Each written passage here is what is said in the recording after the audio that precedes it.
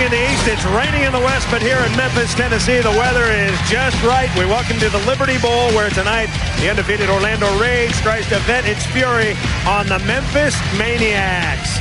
Let's scramble for the ball. The team that wins it gets a choice of possession in the first half, and if necessary, in overtime. The scene here in Memphis with the weather good. The fans have come out. The painted faces are ready. It's a big one for Memphis. They are 0-2 at home. They are 2-0 on the road. They unlocked the doors to the asylum, and there's some crazy ones out tonight. Scrambling for Orlando with a record of 2-1, it's Scott Cloman. He is a fast fellow. Scotty. Gentlemen, these are your instructions. And scrambling for Memphis, he is a Carl Lewis wannabe. His name is Kevin Cobb. He is 0-3.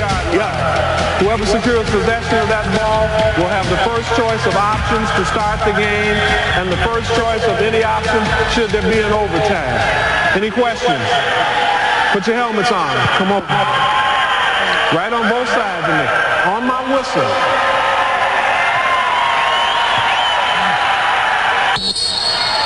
There they go. It's a fight. Hey, oh, it's still alive. Still loose. Still alive. Oh, he's got a hold of him. He's got him in a figure four leg lock. I used to play that game when I was on the playground too. Take that. And Cloman said, eat my dust. He had his leg. He had his leg. Coming right at you, right in the middle of the face. Ball squirts out right there. He grabs his leg. You won't let him go. I played that game before. A Brian Bosworth maneuver. 50 degrees. It is cloudy, but we have no rain, no snow. It is just another day at the beach here in Memphis. Hi, everybody. Along with Brian Bosworth, I'm Chris Marlowe. Only one team in the XFL has a chance now to go undefeated. It is Orlando. The Rage is 4-0, trying to go to 5-0 tonight. Kind of a chance, realistically, does the Rage have to go undefeated this year? That is a tall mountain to climb, because every week you win, the pressure starts to build, and all your opponents want to knock you off that mountain. My only advice to Orlando is to take it one game at a time and don't worry about the record.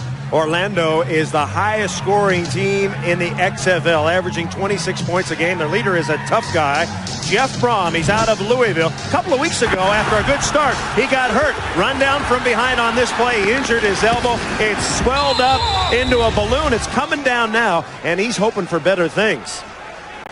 Well, I think we started off real hot at the beginning of the season with 4 touchdown passes and some big plays in that game. And I think since then we've kind of declined.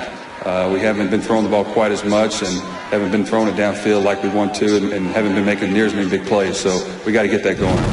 Jeff's going to wear an elbow pad tonight to help protect that thing. But I tell you what, look for the Maniacs to take a few shots at that, especially Shante Carver, to see if it holds up tonight. Orlando coach Galen Hall, he has heard the undefeated hype, but he's not buying the buzz, Boz. He ain't buying it. You know why? Because the head coach's job is to keep the distractions away from his team.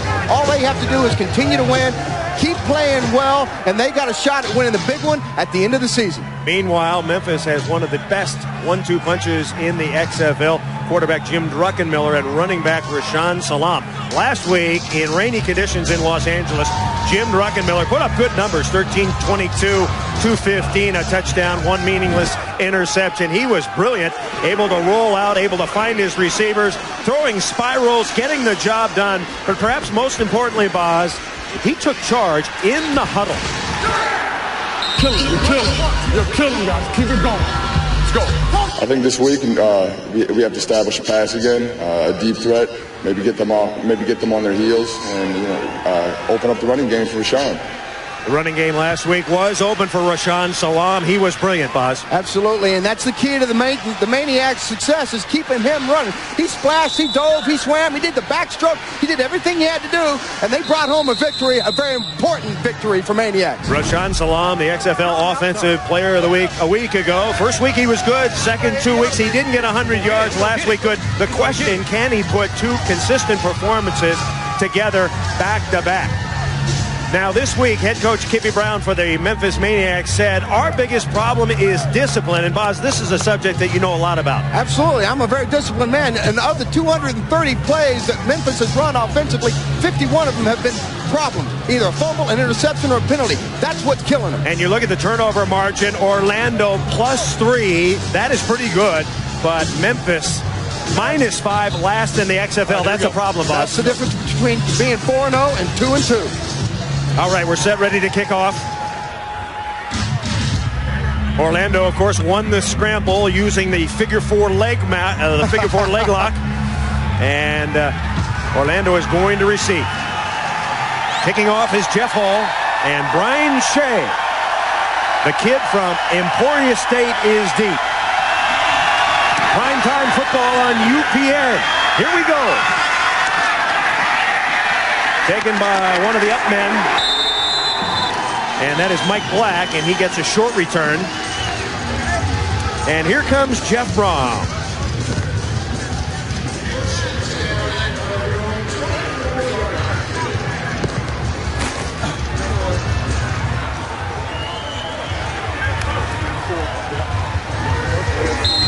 Here we go. Z1 trips, 15 on one. Ready? All right, sounds like a pass. D1 trips 15. That's their base running play. Rip. There's 15, 16 running play. That's their base running play out of this formation. The handoff is to Derek Clark. Clark, the workhorse in this offense. 6'1", 235 from Evangel College. That's where to start that bit, baby. Jeff Brom had 4 touchdowns 50 D in week 1. He's only had 2 since. He's been in a little bit of a slump. You know what? He does just enough to win the football games. He does not enough to lose them. So that's exactly what you want your quarterback to do. 2nd and 3. First pass for Jeff Brom. He's pressured, and down he goes. The Memphis Maniax, folks. The XFL's #1 team against the rush, 3rd in the entire league in total defense. You know what? After last night's performance in New York by L.A. Okay, tack that on to the... A little too aggressive there on the Maniacs part. Shante Carver came in off the side. Now, I tell you what, Shante Carver has been playing possessed all year long. Incidental face mask, defense number 78. By rule, it's a 5-yard penalty. However, the ball must go back to the original line of scrimmage. Replay, 2nd down. Okay, Shante Carver receding for the penalty. Shante, 29 years old, originally from Stockton, California, longtime member of the Dallas Cowboys and one of the meanest members in the XFL. You know, he was coached by a good friend of mine, John Blake. He said he was an absolute maniac when he was playing because he just comes at 100 miles an hour every time he's playing. Go! Set hut! Little swing pass and bottled up immediately. There's a loose football. Clark lost the football. Maniacs got that. Crazy guys do have it, boss. That's exactly what they need early on in this game. Get a turnover in your favor. That's something they haven't had. Patrick Sapp coming up with it, Boz. Patrick Sapp making the recovery, number 94. 2 years with the Chargers. And he comes up with the game's first big play. Little swing pass here. Richard Hogan does a great job. He comes in, and Cornell Menifee pulls that ball out of there. You do what you do. You got to get one guy holding him up, another guy stripping that football. That's something that Kippy said that they've been working on all week long. He's stripping that football. So the Memphis Maniax, terrific field position, trying to take advantage of the turnover. Druckenmiller has time. Now he's flushed from the pocket. Druck will run.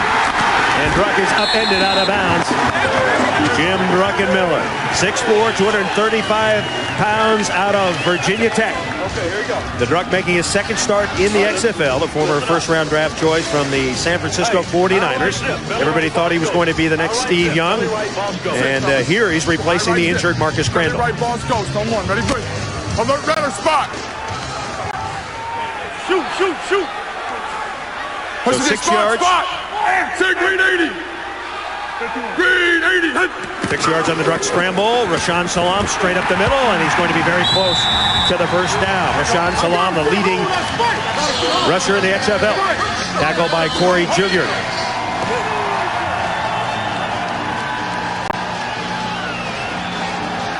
Druckenmiller, his girlfriend, Julie Cialini. Now, breaking news this week that Julie Cialini and Jim Druckenmiller no longer an item, boss. What does that mean to you? That means Druck's back on the market. And the Playboy Bunny's in the back seat, maybe the trunk. Mike's 58. Sim Blue 80. Back under Blue 80. Druckenmiller faked the ball to Salam. Druck throws on the run, pass caught. Kevin Prentice, 5'7", 155-pounder from Mississippi State. You know, that's a great job by Prentice outside. He finds a little pocket over there in the corner off the 5-yard line, but Prentice playing huge for a little guy. Once he says back outside the zone, does a good job of making the catch and getting out of bounds. Last week you ridiculed him for being too small, and then Harry Boatswain backed you down over at the asylum and told you to cut it out. Maybe I should lie and say he's 6'9". And off right up the middle, Rashaan Salam, touchdown. He's in. Rashaan Salam. Rashaan Salam doing a great job. I'll tell you what, who did a better job is Earl Scott. Harry Boatswain right up the middle. Don't kiss up to Harry now after he backed you down at practice. He didn't back me down. You know why? That's because as soon as I told him what I ain't crossing one of my brethren, he backed down. That's a great job inside blocking. It's a better job of reaching that ball over the goal line, getting 6 points early here for Memphis. All right, the Memphis Maniax trying to punch in the extra point. Black right 11. Black right 11. Druckenmiller a throw for it, and it's incomplete. Not sure who the pass was intended for. There were two receivers there. Jordan was one of them. Hobbs was the other. It looked like a little miscommunication down there in the slot receiver with Hobbs. So Kippy Brown, knowing his team usually needs every point to secure a victory. Yeah, I would want one now. His team leads early, 4 plays, 24 yards. Salam, a 5-yard run. You think these guys are having a blast? Wait till you see WWF SmackDown. 2 hours of all new action every Thursday night. The #1 show on UPN, Thursday at 8 Eastern, 7 Central. Memphis is 2-2. Memphis won its opening game 24-22 on the road. Lost to Las Vegas 25-3. Lost to San Francisco 13-6. Both of those here at the Liberty Bowl, and then won last week in the rain and slop 18-12 over Los Angeles. Completely different Los Angeles team last night, Boz, the one we saw in the NBC primetime game. No question, you got to look at that rain as probably one of the biggest factors. But LA has got so many weapons, as does this Orlando Rage team. You know, you look at it and you go, where do you start? You hit your outside receivers. You got the 3 running backs. They got so many weapons over there. It's tough to game plan against this Orlando Rage team. Rashaan Salam, you saw him. Off to a good start. Brian Shea at the 5. Brian Shea straight up the middle. And he runs it out to the 25. Derek Clark is an interesting guy. He has his tongue pierced. But interestingly, he almost knocked out a couple of his teeth when he was chewing on a pork chop sandwich. And that piercing actually broke one of his teeth, Boz. He thought it was just a piece of that pork chop, and he kept right on going. He saw Ricky Williams, the former Heisman Trophy winner, with one of those things in his tongue and decided to emulate it. I don't know how he breathes when he's running with that thing on. That's how he breathes. There he goes. He tongues his way to the 50. There he goes. Derek Clark. And I tell you what, that's a shock because this Maniacs rushing defense is first in the XFL, only giving up 60 yards per game. 19-yard gain for Derek Clark. Did a good job of finding a hole, getting up inside. That's a good job for that offensive line there. Sean Love, the big-haired guy from Penn State who let his hair start growing as soon as he graduated from Joe Powers University. Clark is the Rage's leading rusher. They go by committee, so Mike Black is in now. You'll see Brian Shea in the backfield also. Jeff Brom with time, throws, and the pass is blocked down. And this crowd's into it tonight, man. You can really feel it. It was, well, in volleyball, they call that a big block, Boz. Shante Carver. Shante Carver. I mean, he's played huge really all year for this Memphis Maniax football team. Shante Carver. Had a huge interception. You remember that interception last week? Well, that was huge. Super Bowl ring in 1995 with Dallas. 6-0 Memphis. Opening quarter on UPN. Mike Black remains the running back. Go! Set! Brom on a bounce. Incomplete. Pass incomplete. He was looking for Diallo Burks. Hey, what are you looking at, ref? Of course, Shante Carver, one of the premier players in the XFL. Last week, Boz, he had a terrific game. And one of the best interceptions you will see, an athletic move. He scooped it out of the air, tucked it in. Shante Carver making the interception, and it's something that he remembers fondly, Boz. Zero trip. TJ! I've never had an interception in pro ball, so it was exciting to me. I kept the ball, took it home, sitting up there on my little mantle, and I get to look at it.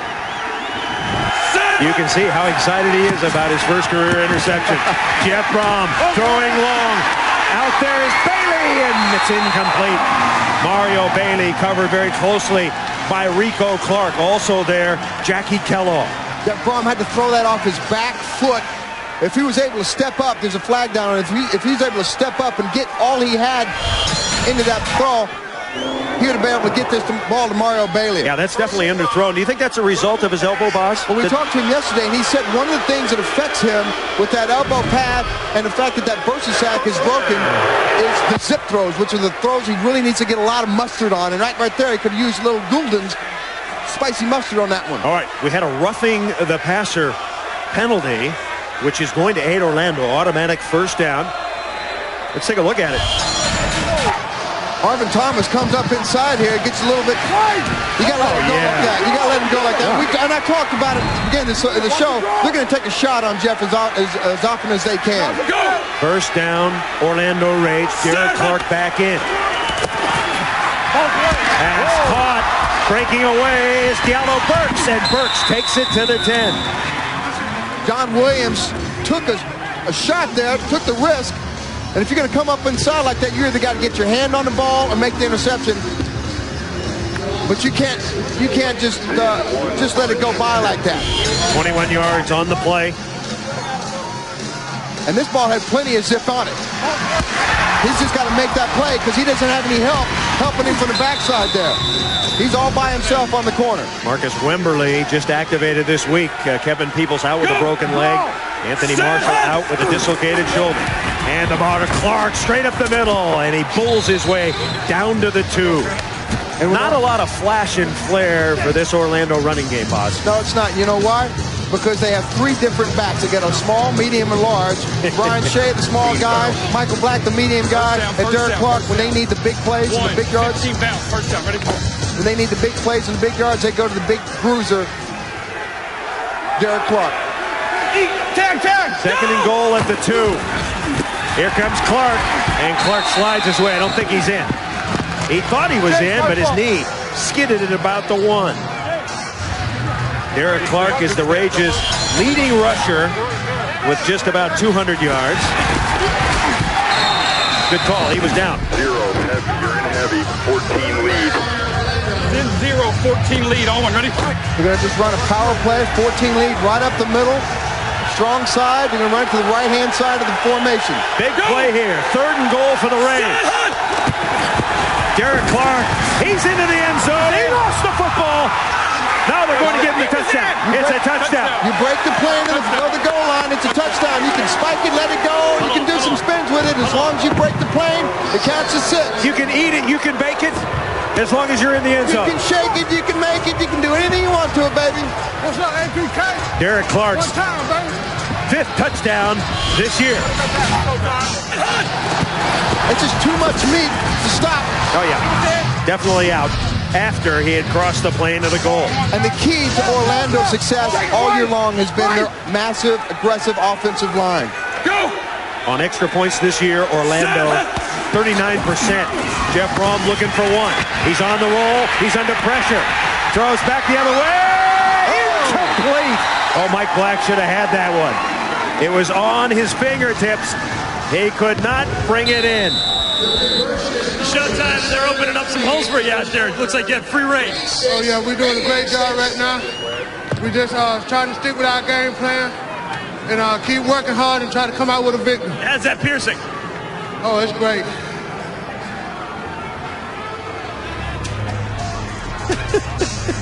All right. Derek Clark spearheads the drive. All Day Hit of the Week is brought to you by Lux, the boots and shoes with an attitude, because you never know what you might run into.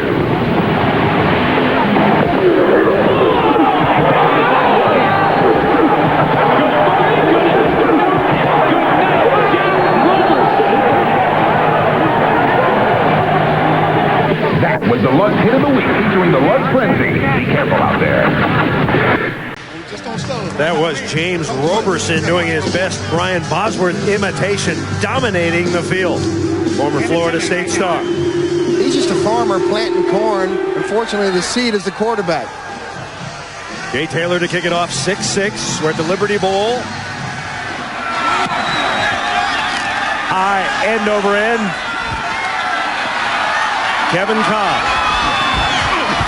Reverses field. Can he get around his man? I don't think so. No, he cannot. And he gets back to maybe the 17, the tackle by Corey Gilliard. Hey, speaking of hits, there's Gary and Mike, stars of UPN's new smash comedy on Friday night, Gary and Mike. Enjoying the game, guys? It's awesome. It's like you're right on top of the action. Oh, that's gotta hurt. Let's see that again. Ooh, what an arm this guy's got. He put enough zip on that ball to shatter Gary's glasses and give Mike whiplash before knocking them both unconscious. No question about it. That's our play of the game. I love that.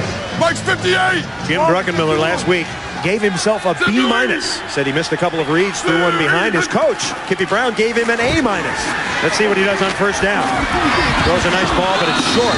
Pass intended for Kevin Prentice. It looks like Druckenmiller and Prentice. That's the combination now. He feels comfortable throwing to Kevin. Right, Kevin made a lot of big catches last week, and you're going to go to the guy who makes the big catches for you. He's just got to get that ball up. I think he's playing a little tight right now.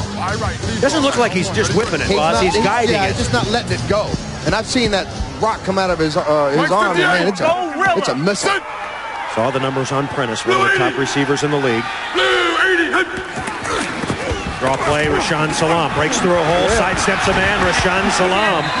And Salaam takes it out near the 25 before Corey Gilliard comes up. 7 yards for Rashaan. Quarterback draw right. Here we go, fellas. Right gun. Quarterback draw right. Alert black 11 double count. Ready, break. You know, those naysayers that say Druckenmiller can't run. He ran down in the last series. You're about to see him take off and run here again. 3rd and 3. Blue 80. And there's a marker down. The play is dead. Druckenmiller's going to run it anyway. Well, he's got the first down. Boy, that flag was thrown a good 2 seconds before that play started.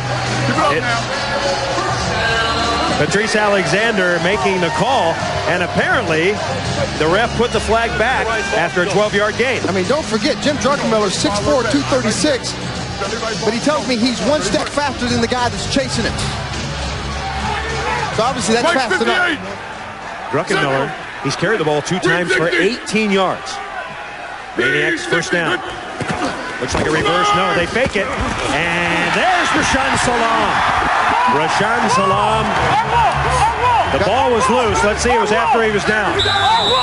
It was not. Salaam coughed it up. And the Maniacs' first turnover. And that's been the knock on Rashaan Salaam, because they said he's a fumbleaholic, and unfortunately he's been falling off the wagon way too many times today. Reginald Doster came up with it. 24-year-old out of Central Florida.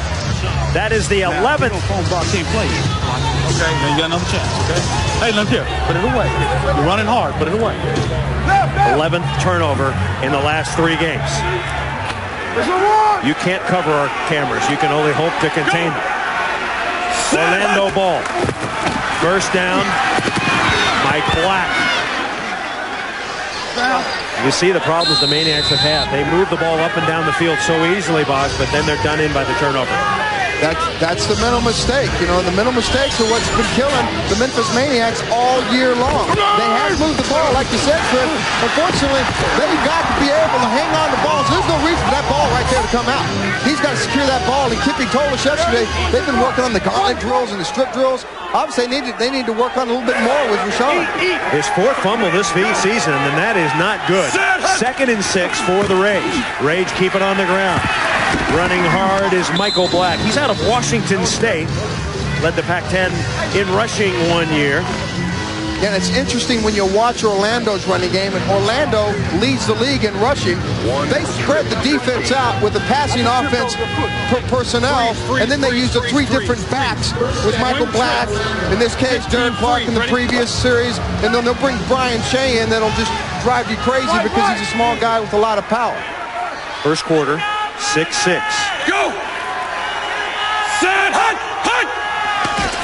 And that was a good hard count that drew Leonte Reams offside. See, that just doesn't make any sense to me. You're right there next to the ball, and you can't see the ball not move, and you're still jumping offside. Defense number 92. That's incredible to me. You know what I say, boss, though? If you're going to encroach, tee off on the guy. Take him out of the game and get through there in ramming speed. Then it's encroachment, and then it's personal foul, and you're already in your negative field position here. You can't do that. That wouldn't be a good thing at all. Kippy Brown, first year as head coach. He was a quarterback at Memphis State back in the 70s. One of the first black quarterbacks to play college football. And he calls all the plays for the Memphis offense. Running play, James Black. Michael Black, I should say. Now remember, he's the medium of this trio. You know, we talked to Galen Hall yesterday, and Galen said, when I asked him, who's your most dangerous receiver out of the backfield, and he said, Michael Black. So I went back and looked at my stats. Michael Black hasn't even caught a pass yet. He's dangerous as a decoy. As a decoy, yes. Orlando averaging nearly 7 yards a rush on the XFL's #1 defensive team against the rush. They're chewing them up, folks. Black again. And he drags Patrick Sapp for about 3. You know, they're getting close to the red zone, or what I should call the rate zone. And they've been so successful in the rate zone. They've had 10 possessions, 8 touchdowns, 1 field goal, and 1 fumble. The front 7 for Memphis. Cornell Menifee, Shante Carver, Richard Hogans, TJ Fryer, Paul Lacoste, Marvin Thomas, and Patrick Sapp. They're being handled right now. They brought Brian Shea in now. Timeout.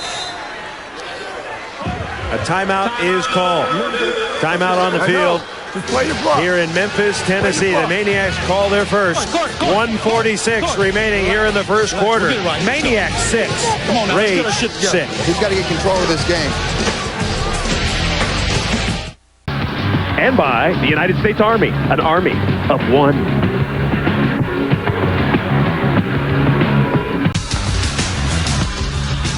Shante Carver upset last week. And he should have been upset at you. Well, no, wait a second. He was upset because you called him the wrong name. No. You, Brian Bosworth, and he had a few words for you, Boz. Hey, Mr. Bosworth, stop calling me Shaka Zulu. It's Shaka. I wouldn't call you Boz Bo after Bo Jackson. Remember that guy who ran you over, played for the Oakland Raiders? So get the name straight. Thanks. Yeah, Boz. You get the names right, would you? I called him Shaka Khan. You called him Shaka Zulu. I know, but you led me into it. With Shaka Khan because she's that big-haired woman, right? Go! He's mad, Boz. Let's just not do it again. You know what? If it works tonight, here he comes. Brom over the middle, and he is hammered. Marcus Wimberly came up and delivered the hit on Diallo Burks. Marcus Wimberly clocked him. You know, Marcus Wimberly is replacing 2 of the safeties that got hurt. Last week they lost Kevin Peoples. They also lost Anthony Marshall. And this week they had to replace him with Marcus Kimberly and Trey Thomas. So The Maniacs, as we've mentioned, the #1 team against the rush in the XFL. Look at the seat. Giving it up. They've already exceeded their season average here in the first quarter. But they're playing against the #1 rushing offense in the XFL too, with his Orlando Rage. 3rd and 8. Bailey in motion. Braun throwing it into the end zone. He caught it. No signal, touchdown. And Jeff Braun paid the price for that one. He's still down. Mario Bailey. He's out. And Shante Carver leveled him. I think you look at his head. It's like twisted. I hope he's okay. Somebody help him.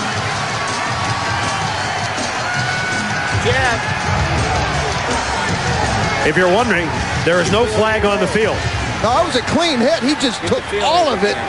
On Shante Carver came in and just cleaned his clock. Oh my God, he just downloaded some serious hardware on him. I mean, listen to this. Oh. Shaka delivering. You know what? He saw that piece, and Jeff Braun paid the price. It was a 23-yard touchdown pass. The hit administered by that man, Shante Carver. Mario Bailey caught it, and Jeff Baum remains down. You got to be real concerned right now with Jeff Braun because he has not even moved yet.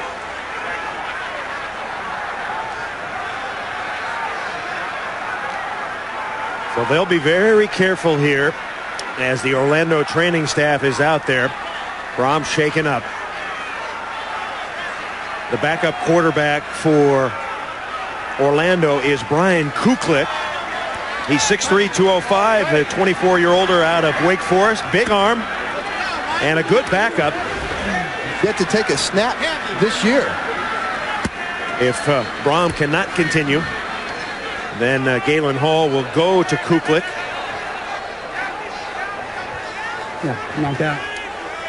One more look in real time, folks, what it feels like to be a quarterback and take a huge hit. You can really appreciate what these guys go through. A great pass. He did a great job of getting the ball down the field, but man. I mean, it's a perfect play for a defensive lineman because that's the hit that they're looking for every single time they get out on the football field, but you hate to see it happen because bottom line, that hurts, man, and that hurts way more than it looks. You know, at the top of the show, we talked about Jeff Braun, the tough guy. He was able to stand in and unload. So they'll continue to work on Jeff Braun. We're going to take a short break. The U.S. Army proud to present Victories in Life. Tonight we look at Los Angeles kicker Jose Cortez. The whole XFL experience just started when I was on the roof back in Corvallis. I was working as a roofer for my fiance's uncle who owns a roofing company. So that's when I was working on the roof when I got the phone call from Coach Luganville, and he told me that they drafted me. I was going to come back and play in L.A. He can't make it. Let's don't kick it. I watched the news, and that's when I heard what Tommy Matters said about me when I missed the field goal. I mean, it made me kind of upset, about it, But at the same time, I came back during that week, and I worked harder, and trying to prove him and everybody else that I was capable of playing for the XFL. Jose Cortez, can he do it? The kick, it's good! LA has beaten the Outlaws! I'd rather be playing football than being on the roof, basically. Back in Memphis, Tennessee, Orlando leading Memphis 12-6. The concern is for Orlando quarterback Jeff Braun. Took a vicious but apparently clean hit from Shante Carver. We have seen a little bit movement in his legs. We saw him move an arm. But just moments ago, Shante Carver came over. He was concerned. And all the players, that is Jim Druckenmiller concerned also. So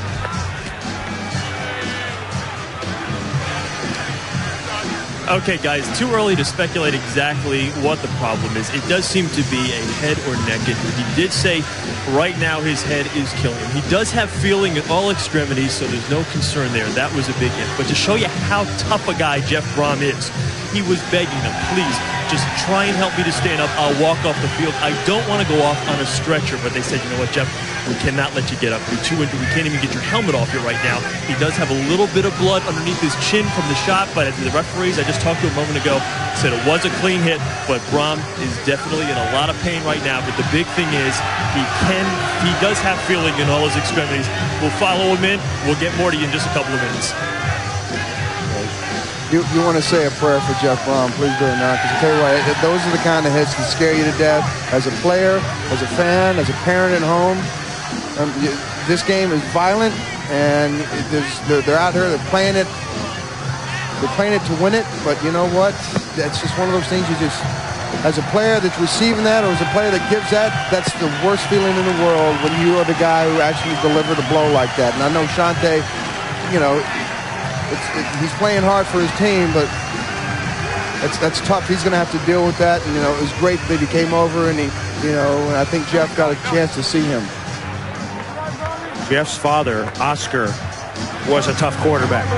Recruited to Alabama. When they were recruiting another quarterback way back when, they took Joe Namath. So Oscar went to Louisville, where he had a terrific career. So Jeff Brom comes from tough stock. And what a play he made after getting drilled, throwing a strike to Mario Bailey. So Brom, we're going to keep you updated, of course, on his condition. And all the players, blue and white, happy to see him go off and to know that... it's funny, at the beginning of the season, Orlando was the first team that I scouted. And, here we go. 6-0. You know, Galen Hall said that they didn't really have a leader. Jeff Brom was the leader of that team, and he just left the field. All right, Brian Cooklick takes the controls. He threw for over 8,000 yards at Wake Forest, 40 touchdowns. This guy is a good player, but he's going to start with a running play. How will this injury affect both teams, Boz? Quick. Well, I think what you're going to end up finding now is Brian Cooklick has got to get warmed up, and he's got to get in the rhythm quick. I think you just keep on going status quo. Keep your running game going. Brian Cooklick's got an awesome arm, so... You know, I think you don't change the game plan whatsoever. All right. Timeout on the field. 12-6 our score. You're watching XFL football on UPN. Dante Carver, who put the hit on Jeff Brom. What goes through your mind when you put a hit on like that? Lay someone out? I'm just trying to play football as hard as I can, you know. I don't stop until the whistle's blown. There's a legal hit. I caught him in the right spot. I'm just glad he's all right. It was a clean hit. How much does it affect your game, if at all? In fact, I'm in this to win it. I'm playing football. Football is a brutal sport. Everyone knows that. It's either kill or be killed. Said like a gladiator, you know, and I know down deep inside, you know, he doesn't want to break away from where he is right now, because right now he's in his zone. You know, when you put the hat on and you cross the line, you're a different person. And every defensive player and some offensive players, when they cross over that line and they're looking through that cage, they are a different animal than they are when they're not on the field. Jay Taylor to kick off for the Rage, leading the Maniacs 12-6. Here's Kevin Cobb, and Cobb upended outside the 30. Now, courtesy of Bud Light, let's take a look at our highlight package. He's looking in, so firing. Murphy, touchdown! And yo, Murphy, son, it's Whalen. He's down. Touchdown, Chicago! You run here, be tough to get another playoff, Bob.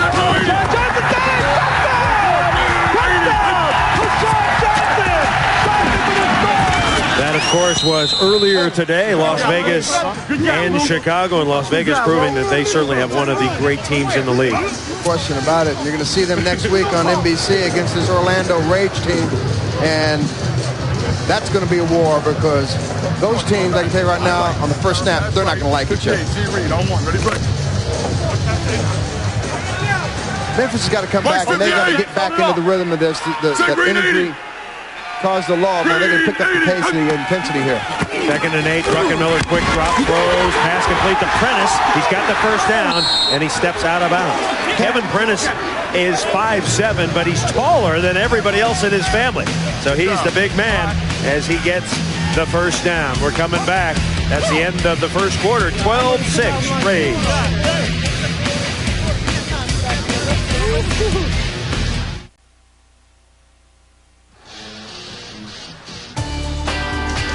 I teach students to set goals, plan their days, and take responsibility for their actions in a junior achievement program called Success Now. Teaching these classes has given me the opportunity to prepare for my career. You see, when I was in 11th grade, I absolutely fell in love with mathematics. I recently graduated with honors from the University of Memphis. I want to teach high school math. I bet you've never had a high school math teacher who was also a Memphis Maniax cheerleader. Mike's 58. She is a sweetie. Let me give you the names of the other cheerleaders. Alicia, Patricia, Nakisha, Lucretia, Taisha, Trimisha, and the one with the big hair, Propecia. Pass into the ground. Good pressure that time by Orlando. Andre Purvis. And that's exactly what Orlando has to do today if they want to win this game. They got to slow Salam down, and they've done a fairly decent job of that so far, but they got to get some pressure on Druckenmiller. They got to get the Maniacs to drive the long field and force some turnovers here. Mike's 58. Riggin. Send blue 80. Riggin swap. Blue 80. On second down, Druck picks up Prentice. And the little guy jitterbugs near the first down. Patrice Alexander, Omar Brown corralling him. Kevin did a nice job of just coming over the middle. And what they do, Orlando drops their linebackers very, very deep. So there's a little pocket about 5 yards past the line of scrimmage, and that's where Druck found Prentice right there. Now, the way you're going to get Orlando to come up and get that pocket back behind the linebackers to start dumping that off to Rashawn Salam and get him involved in the passing game. They're going to measure for the first down. If not, we'll go belly right boss. They're going to go belly right boss if they don't have this on a first down, which is the belly play right up the middle.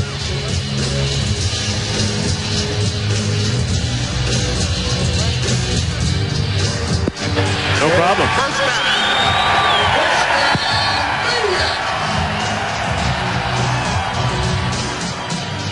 Okay, got a report here from the locker room. He does have a concussion. He's also suffering from some pain in the back of his neck. They've just taken some x-rays.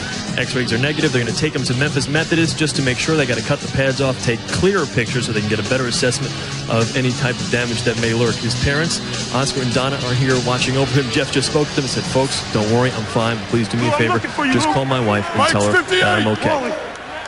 All right, good news. Again, spoken like a gladiator. Yeah, good news for Jeff Brom, the starting quarterback, knocked out minutes ago. Druckenmiller's going to throw long. And jostling on the sidelines, Kevin Prentice battling with Stephen Fisher. Incidental contact over there. That was an uncatchable ball anyway, even if they had committed a little interference on the field. Stephen Fisher leads the Orlando Raids with 3 interceptions. He's the guy who really takes charge out there in their defensive secondary. I left, power left. There's a running play to the left-hand side here. They'll try to get Rashawn back into this flow of running the ball again. Rashawn Salam. And he bangs for about 4. I believe he's yelling at Roundtree. I think he's a little bit concerned about his weight. So something about he's going to diet or something. Something about his keister or derriere. Right, 080 smash. All right, here we go. Go Dolphin right, gun zip. Deep base right, 080 smash on 1. Ready, break. Shotgun. Part of that offensive line, Bernard Williams, Glenn Roundtree, Mike Sheldon, Mike's 56. Jesse James, Harry Boatswain. Blue 80. 3rd and 8. Blue 80. Hit. Druckenmiller guns it over the middle, pass complete. There goes Charles Jordan, touchdown Maniacs. What a strike. And he threw that exactly where he needed to throw that ball too. He had to throw that ball behind Charles Jordan just a little bit because he had double coverage of safety hanging in the middle. And Charles did a great job of stopping, coming back, getting the reception, and then racing another 20 yards for the 6. Jordan beat Stephen Fisher. Druckenmiller put it on the money. 44-yard strike. And the Maniacs have tied it up. All important extra point coming up.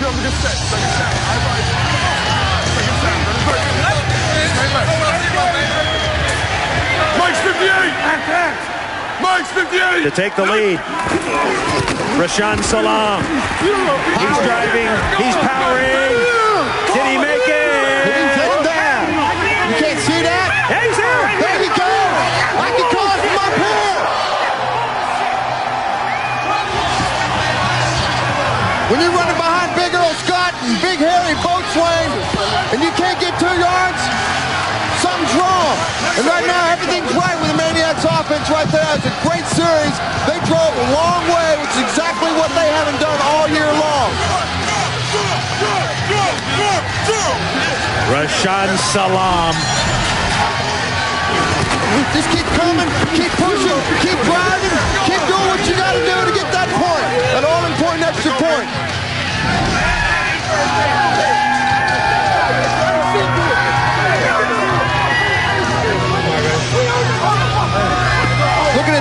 Looking at this touchdown pass, Jim Druckenmiller had all the time in the world back there. Goes into cover 3. Did a great job of going slightly behind him, like I said. Troy did a great job getting open and getting the 6. Go, CJ! Go, CJ! Jordan's first touchdown this year. Hell yeah!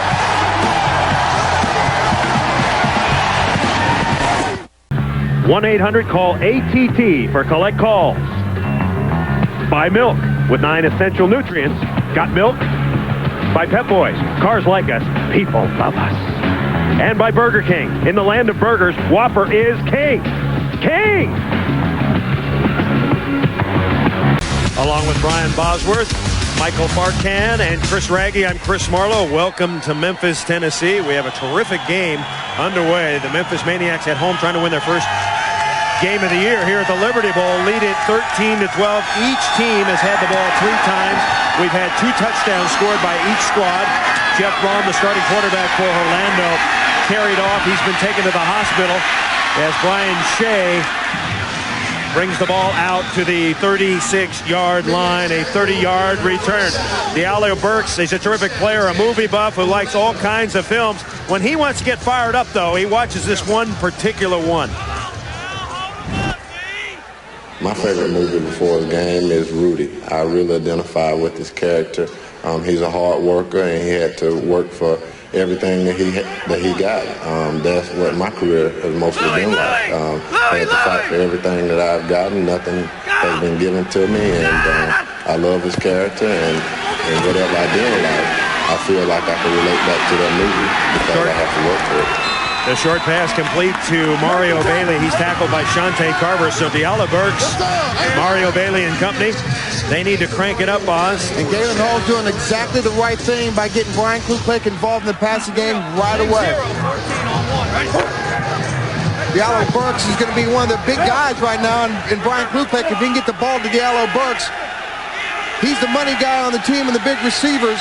He's got 15 catches with 3 touchdowns, so he's got to help light the fire with Jeff Brom being injured. 14 yards on that last play. Here's Garrett Clark. He's a big body, kind of a nasty banger, likes to pound you. Yeah, he's definitely a battle-tested bruiser for Hall. Played for Hall over in Europe. So much so, you know, Derek's grandmother, who really raised him, died unfortunately last year. 212, why not? Derek made 2 phone calls. First to 911 for help, the second one to Galen Hall. So I know a lot of closeness with this team, and you can feel it. And the good thing about this team is they're very unselfish, and that's why one of the reasons they're 4-0. They really care a lot about each other. You know, one thing too, when you talk about Galen Hall, he's one of the most organized coaches in the league. He's got this stuff down, being the head coach. No question. He's been with some of the greatest. The great guy back in Oklahoma, Barry Switzer. Knows how to win. He's been winning big time his whole career. Going for his 100th victory here pretty quick. 2nd and 6. Kluklek. Got a man. Diallo Burks. He drops it. And dropped that. He was looking for the end zone before he had the ball in his hand. But boy, he wish he had that one back. You know, I'll tell you what, though. Devil's advocate, Kluklek's got to lead him a little. He's got to look back, catch that by his ankles. That wasn't right there for him. You're right. It'd be nice if he laid that out for him. He could hit that in full stride. But I tell you what, Brian Kluklek, and this is one of the things that Coach Hall says about Brian Klugman is he doesn't trust his arm on the short throws. He trusts his arm too much on the long throw. That right there is an intermediate throw. He's just got to let that one go. Let Diallo's speed catch up to the ball and bring 6 in for the Orlando Rage. Maniac fans love that last play. 3rd and 6 for the Rage. Here comes Shante. Throwing on a bounce was Kuklik. So Kuklik not quite warmed up yet, not in rhythm yet with his receivers. Pass was intended for Bailey. You got to remember, Brian Klugman hasn't seen any action at all this year. Orlando has only seen one quarterback in the huddle, and that's been Jeff Brom. And it's going to take Brian Klugman a few series to get acclimated to what it's like to be out there in the field, getting chased. Boz, I've got a scoop for you. Listen close. The game's first punt is coming your way. All right, well, here it is. Charles Jordan is deep. Ball gets down to 21-yard line. This is a live ball. Kicks it straight up in the air. That's a beauty. He's got to bring it back. Jordan at the 6. Oh, and he is strangulated at the 6. Great play by Sean Banks. Banks got him on a special team play. Second quarter, the Maniacs leading by 1. We'll be back. Long field to go. They are the Rage of the XFL. This team is for real. The Las Vegas Outlaws take on the Orlando Rage in a battle of the XFL's elite. That's a big play for me. The XFL, NBC next Saturday. Ain't no flag for crime. Next week, in a desperate attempt to increase television ratings, the XFL will take you inside the locker room of the Orlando Rage cheerleaders. All right, gentlemen, cool your jets. Let's be professional here. The XFL, NBC next Saturday. Boz, I hear that they're going to shoot them. They will be naked, but there will be heads attached, so it is going to be done with taste. How can you say that's going to be done with taste? I tell you, I want to meet the lucky cameraman that gets to go in there because they're going to dilate his eyes with that stuff that makes everything overexposed. I think that's something that could catch on. That's next week, NBC primetime. Las Vegas at Orlando. Rashaan Salam with the short rush. The entire Orlando front 7 gets the tackle there. Patrice Alexander leading the way. You know, I talked to some of the Orlando players, and they talked about Patrice Alexander, and they talk about hitting him is like hitting a brick wall, or like a wall falling down on you after you hit it. Stay in, Rick. It's a bend, don't break defense. They play lots of zone. They try to punish you. Mike's 58. 25 wins. Big run. 25 wins. Sam Blue 80. Come on, Red. Blue 80. Three. Fake to Salam. Swinging out of the backfield is Jim Kitts. And Kitts makes his way out near the 20. And that's something that they don't show a lot of. I got that girl right there. Come on, dog. Hey, Red, come on.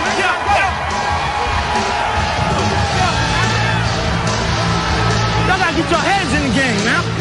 That's Omar Brown telling them they got to get their heads in the game. Hey, Rick, drop. Mike 58. Sam Blue 80. No. Quick. Blue 80. First down play, Rashaan Salam, his 8th rush. Breaks to the outside. Salam finally pushed out of bounds by Omar Brown.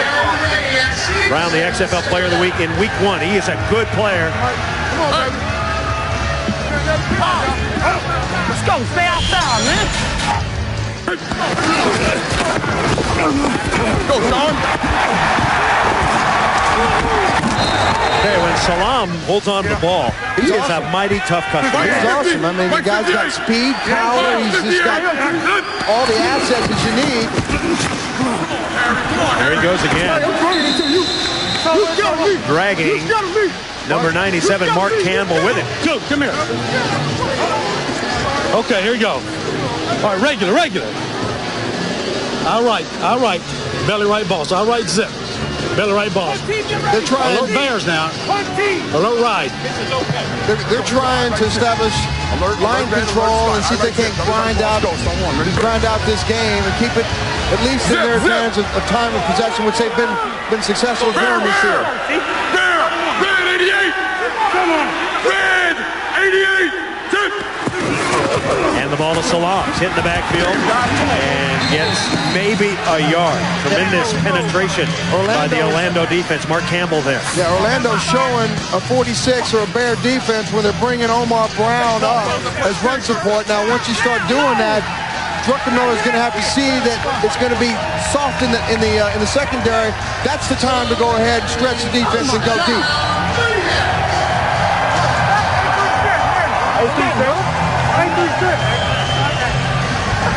Salam, 10 carries for 42 yards, a touchdown, but he does have a fumble. 58! Say green 80! Green 80! Druck's got a loud voice, boss. And around, here they come. It's Charles Jordan. And Jordan upended. Wow, what a tackle by Omar Brown. He is a hitter. He's second on the team with tackles. He's got 25 of them so far, and he makes huge plays at key times. And ain't no more keyer than that right there, because if Darrell Hobbs gets out, Charles Jordan gets past Omar Brown, he can still be running. Mike's 58! Got 7 on that play. 25 front. Sit! Spot! Red over! Scoop, 58! Red You got to check here. Checking the play. And he likes Salam. Salam through a hole. And he is wrapped up. Now check that. It is Raphael Cooper with his first carry of the night. 25-year-old from Detroit, Michigan. Cooper, a speedster. So Salam getting a break for a moment. Mark Campbell sliding down the line of scrimmage. Cooper's doing a good job of finding the hole. And one thing that Cooper needs to do is he needs to be more patient and let the hole open up. If it's not there, don't just drive your head into... No, we can't. Here we go. I right. Let's go. I right. Slide left. Second sound. Ready, quick. A little confusion there. Let's go. Here we go. Get up. Plenty of time to get this play off. Salam on the sideline. 7 seconds on the play clock. Cooper trying to get a yard. He's got it. Raphael Cooper. And once again, it's Omar Brown. Again, Raphael will just be a little more patient. There's nothing inside. All he has to do is show inside, flash outside, and he's still running. He bangs into the back of his blocker right there. And you heard Druckenmiller telling him right there, outside, go. Druckenmiller's being a general on the field right now. They've gone from the sledgehammer of Salam Blue 40 to the lightning bug. Blue 40. Raphael Cooper. Druckenmiller throws a strike. Prentice tackle immediately. That's going to be very close to the first down.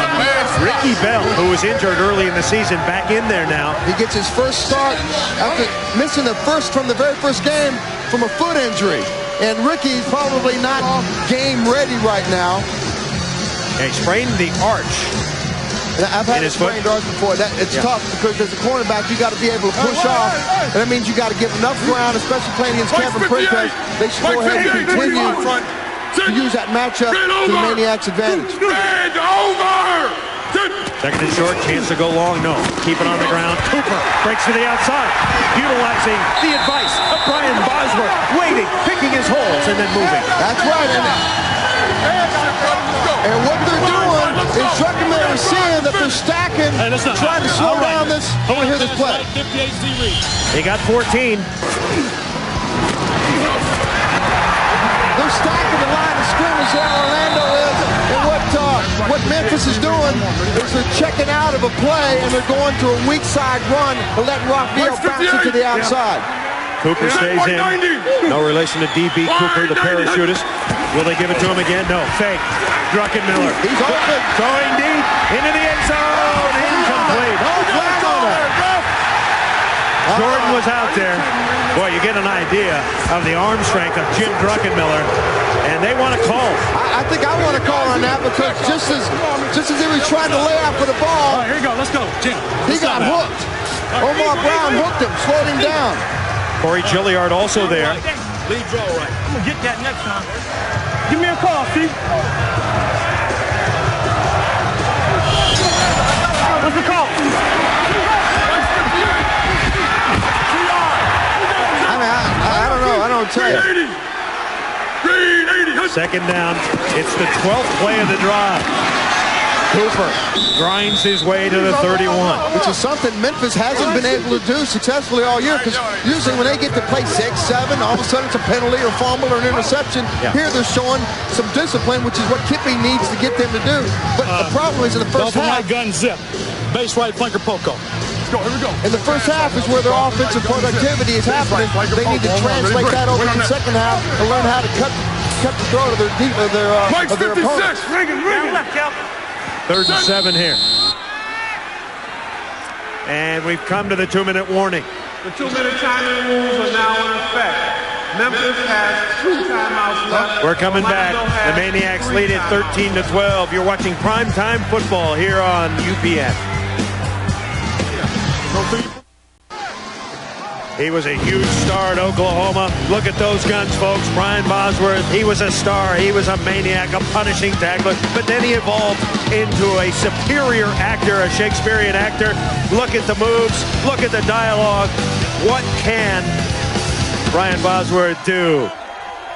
The Boz. Hey, Boz, I'm waiting for your next movie to come out. Stone Cold Gets a Hot Foot. I'm ready for that one. That'll be a beauty. We're going to get Vince to star in the Stone Cold too, because I know he loves motorcycles, and we're going to blow everything up. Because when you're in an action movie, you just shoot somebody. You just got to shoot them. Shoot them dead. The Memphis drive is moving. They face a 3rd and 7 now. They're leading 13-12. A 7.5-minute drive. Druckenmiller, and he nearly throws the interception. Druck got that one a little late. The pass intended for Prentice, and Ricky Bell was covering. Ricky Bell, considered the top cornerback before he got injured. This timing was off he jumped beginning because of the low snap, and Kevin Prentice came out of his stance too late. That whole play was gonzo before it started. So it looks like Jeff Hall is going to attempt a field goal. It's going to be a long one, a 49-yarder. He's been gold inside the 35-yard line. He struggled outside. He's 6 of 9. Hall. Oh, he's got the distance. Got a meaty portion of it. That's good. And he got the right part of the meat. Yeah. The part that's got no fat in it. So Kippy Brown says yes. His long this year. Jeff Hall, the former Tennessee star. They must like the way they kick the balls in Tennessee, because they were 45-5 in his career at Tennessee when he was a player there. The all-time scoring leader in the Southeastern Conference. His kick caps a 14-play drive. We're getting down in Memphis right now, baby. Everybody's feeling good about 3 points going into the locker room, because 4-point lead. Maniacs have had problems in the second half of closing the deal. Kippy loves it. These fans love it. And I know you folks at home are loving it, because this is one hell of a game. I know the girls up. The girls up in this booth are loving it. Just dance a little bit, Marlo. I'm watching you. You're a big star. They don't want me. Oh, they want you, dude. They want you. No, they don't. They don't want you. Nobody wants you. Hey, Boz, do you want me to spank your butt again like you did the big one? Okay, there you go. Asa. How come when we come to Memphis, I feel a little Elvis get inside me, That's man. Right. I feel a little Elvis. I want to know if we can go into these girls' locker room at halftime. What would you girls think about that? Thumbs up, yes? Well, I had a few visits in my hotel room without me asking. Yeah, well, let's not talk about that. To go on for no reason at all. Jeff Hall kicks it deep. Here comes Brian Shea. He's been very good on returns tonight. He just got tackled. Shea pulls his way to the 27-yard line, but a marker is down. You think the XFL is raw action? Wait till you see WWF Raw. 2 hours of the edgiest action on TV. Don't miss the #1 show on all of cable tomorrow night, 9 Eastern, 8 Central on TNN. So Jeff Hall has given the Memphis Maniacs a 16-12 lead. And now, backing up the Orlando Rage. Now, what I do here if I'm Memphis is I try to get a quick 3 and out and get some more points on the board. You got momentum. You're going to play a short field. You got a backup quarterback who's not in his rhythm. Go ahead and stack the line of scrimmage. Play man-to-man. and see if you can't get them in a 3-and-out situation. Right. If he just joined us, Jeff Brom was knocked out of the game on a big hit by Shante Carver in the first quarter. They've since taken him to the hospital with a concussion on the pass over the middle, incomplete. Kuklik looking for Tony Gator. So the backup, Brian Kuklik, what does it do for the team when the backup comes into the game, Boz? Do you have confidence in him? Yeah, I know they have confidence in him. That's not the problem, but what you do is you get out of rhythm. Okay. The rhythm of your quarterback that you're used to playing with. 8-0, 50 draw. Now they're just going to run a running play here and see if they can't run out some time and get ground out some yards, get a first down. But the offense is used, just like we talked about Jeff Brom in the center. Replacing the center now changes the way he feels about his butt. And stumbling, the Orlando offense, quite frankly, has gone dead in the water since Brom threw the strike. I think you got to call timeout here. What are they doing? Call timeout, Kippy. You got 3rd down and long. Got a timeout on the field, and Memphis took it. So Kippy Brown, more coaches should take your advice, Boz. Get the ball, kick a field goal, score a touchdown. I got it. Let me see what happens, Chris. Just relax. Relax. We got it. Consummate professional. He knows what he's doing. If you keep yelling at him, you could get into it like Rusty and Jesse. Hey, Marcus! No, I'm not criticizing. I'm not criticizing what he's doing out there because I know what I'm talking about. Yes. Jesse, on the other hand, doesn't know what the hell he's talking about. Jesse doesn't know what he's talking about. He knows how to, change a dollar into quarters, but he knows nothing about football. Listen to me now. Come on. If they run and don't get the first down, call timeout. Kippy Brown in control. 9 years in the NFL, most recently with Green Bay. 12 seasons as a collegiate coach. Crowd is alive. 3rd and 11 here at the Liberty Bowl. Don't make a stupid mistake here, Memphis. Blitz coming. Kuklik. He's got a little bit of time. Throws. Pass caught. It's a first down. Tony Gator. And Gator out to the 28-yard line. Brian Kuklik's best pass of the night. 19 yards. What a gutsy call by Galen Hall. Backed up and you're into the field. Trust Brian Kuklik enough to go ahead and sit back there long enough to throw a pass over the middle and get Tony Gator to get that first down. That's a huge play for Orlando. 950 choice! 950 choice! Liz! Kuklik out of the gun now. Go! Whoa. Comes up with it. Fires incomplete. Looking once again for Tony Gator. Marvin Thomas applying the pressure. Kevin Cobb with great coverage. He's actually looked like the Siamese twin there. He's cracked in his back pocket.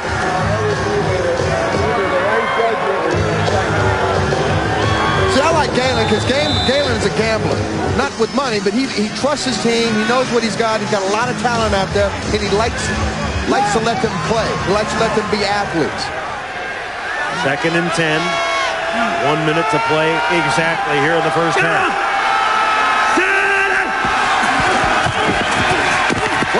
Kuklik throws, pass caught right at midfield. Number 81, Diallo Burks coming up with a grab. They got to hurry and get this ball down and dead.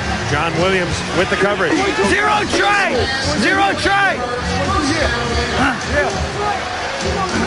I mean, you can see Orlando, their offense is very attack-oriented. Gun! Clock is running, 49 seconds, 48 seconds. Rage trying to get in position here. Go!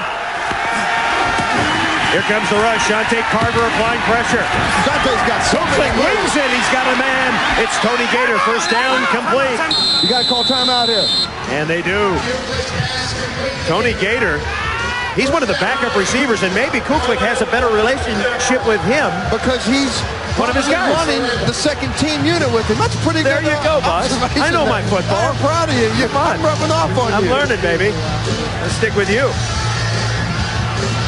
Brian Kuklik very quickly has come into rhythm. What's your best move? Watch your corner sinking. You got 2 left. Smash, seam, right? With the other guy coming in 2-man. You want to go trade. You're going 2-man, so you got to okay, let's go. What do you got?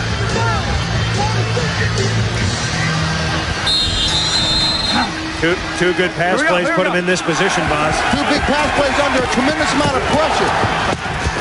Diallo Burks comes up with a big catch over the middle, and then Brian Kuklik has enough presence of mind to get the club up to the line of scrimmage and find Tony Gator, again, moving the club down the field with a lot of authority. Back to live, Kuklik with time. Whoa! Goes another strike. Kuklik now 4 of 6. Mario Bailey did a great job of hanging on to that ball. Rico Clark making the tackle on Mario Bailey. Bailey shaken up. Rico Clark playing out of position. He normally plays left cornerback. He's playing right cornerback tonight. Once again, Orlando takes the timeout. Jay Taylor is the kicker. He hasn't missed a kick this year. He's perfect 4 for 4. So Orlando with a timeout remaining. Memphis has a timeout. Impressive drive as Kuklik. It seems like he's got loosened up. Absolutely, and we talked about it earlier. He needs a couple of series to get into rhythm. I mean, I've seen him throw the ball. He's got a cannon. There's no question about that. 0-60 speed bang on one. 60 now, 60. No, gun. Kuklik completions of 19, 21, 12, and 15 on this drive. Mike Black is the running back. There he is. Kuklik hit as he throws. Come on, baby. He was under great pressure by Tremont Lawless. I think Lawless hit his arm. They've got plenty of time here. Just take your time, run your offense. Scream. One tray, 60 scream on one. Gun. 60 scream or screen? Thought he said screen. Well, if it's screen, I think we all know what that means. Mike tried to set up Black here. It'll be his first catch of the season. There he is. Going into the end zone. Incomplete. Must have been screen, Boz. I think it was screen because Kevin Swain was screaming down the sideline. Yeah. He just jumped a little bit too soon. And again, it goes to show you the kind of strength that Brian Kuklik's got in that arm of his. Don Williams was covering along with Marcus Wimberly. Go 0-60 smash. 0-60 smash on one. 0-60 smash is the play they ran a few plays ago. I still think they have plenty of time to go over the middle. They got plenty of timeouts. And if the middle is open, which it is right now, go ahead and test it. 3rd and 10. Here comes the press. And the pass is overthrown. Yeah, and that's a flag on that. Marcus Wimberly came in. He wasn't even playing the ball. That ball was well overthrown. Marcus Wimberly comes in. It wasn't even playing the ball. It commits probably the worst foul that he could commit right now. Marvin Thomas had the pressure. The ball was already by the receiver. That ball was not catchable, Boz. Let's see if they pick it up. They're going to pick this one up. They're going to give him a gift. They're going to give him a gift in Memphis. Elvis is alive, and the Cadillac's just been given.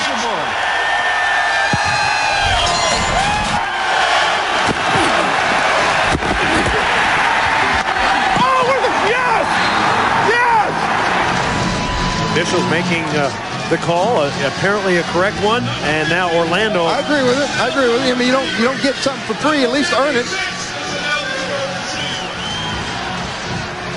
Jay Taylor has not missed this year. He's the only kicker in the XFL who has not missed this year. He's setting up for a 42-yarder. Rich Young is the snapper, is the linebacker. Taylor, he missed it!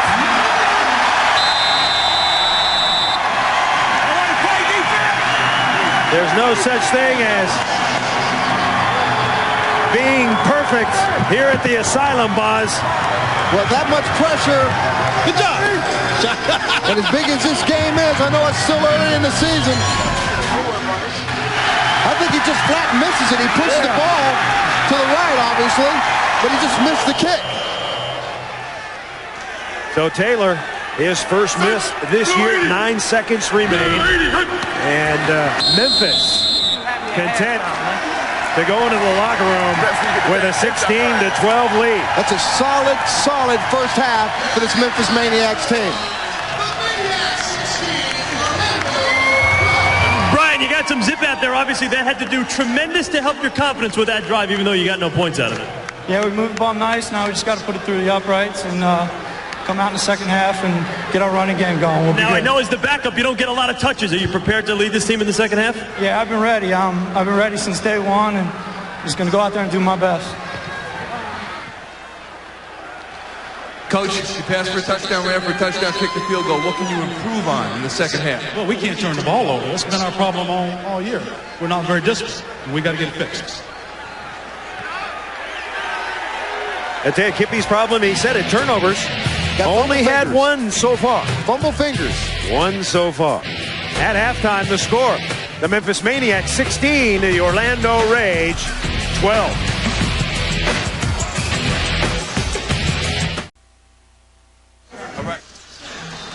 Welcome back. We're at halftime at the Liberty Bowl. XFL on UPN. The Memphis Maniax at home leading the undefeated Orlando Rage 16-12. The Maniacs defense played poor early, but then rebounded behind their outside linebacker, Richard Hogan's. Hogan's a 25-year-old from Columbus, Georgia. He is a multifaceted person. He is a meanie on the field, but a softy off it. Here he is. I play with a passion. You know, I play like I'm a little kid. Like I'm back in my backyard playing kill the man with a football or something like that. You know, I just go out there and I have fun and I put everything into it. I met Richard when he was in college. I was his nurse and I discharged him home. And he slid me his phone number somehow. I didn't think he wanted to go out with me. It was the last thing from my mind, but that's what he was doing at the time. He was slick about it. I'm the type of player when I'm making plays and I'm making big hits, I'm gonna get up and I'm gonna say a few words to you. I can go out there and I can do all the trash talking I want, but if I can't back it up, it's really no point to it. Before the game, I can't talk to you. You may want to come and shake my hand, but I can't do it. Not until after the game.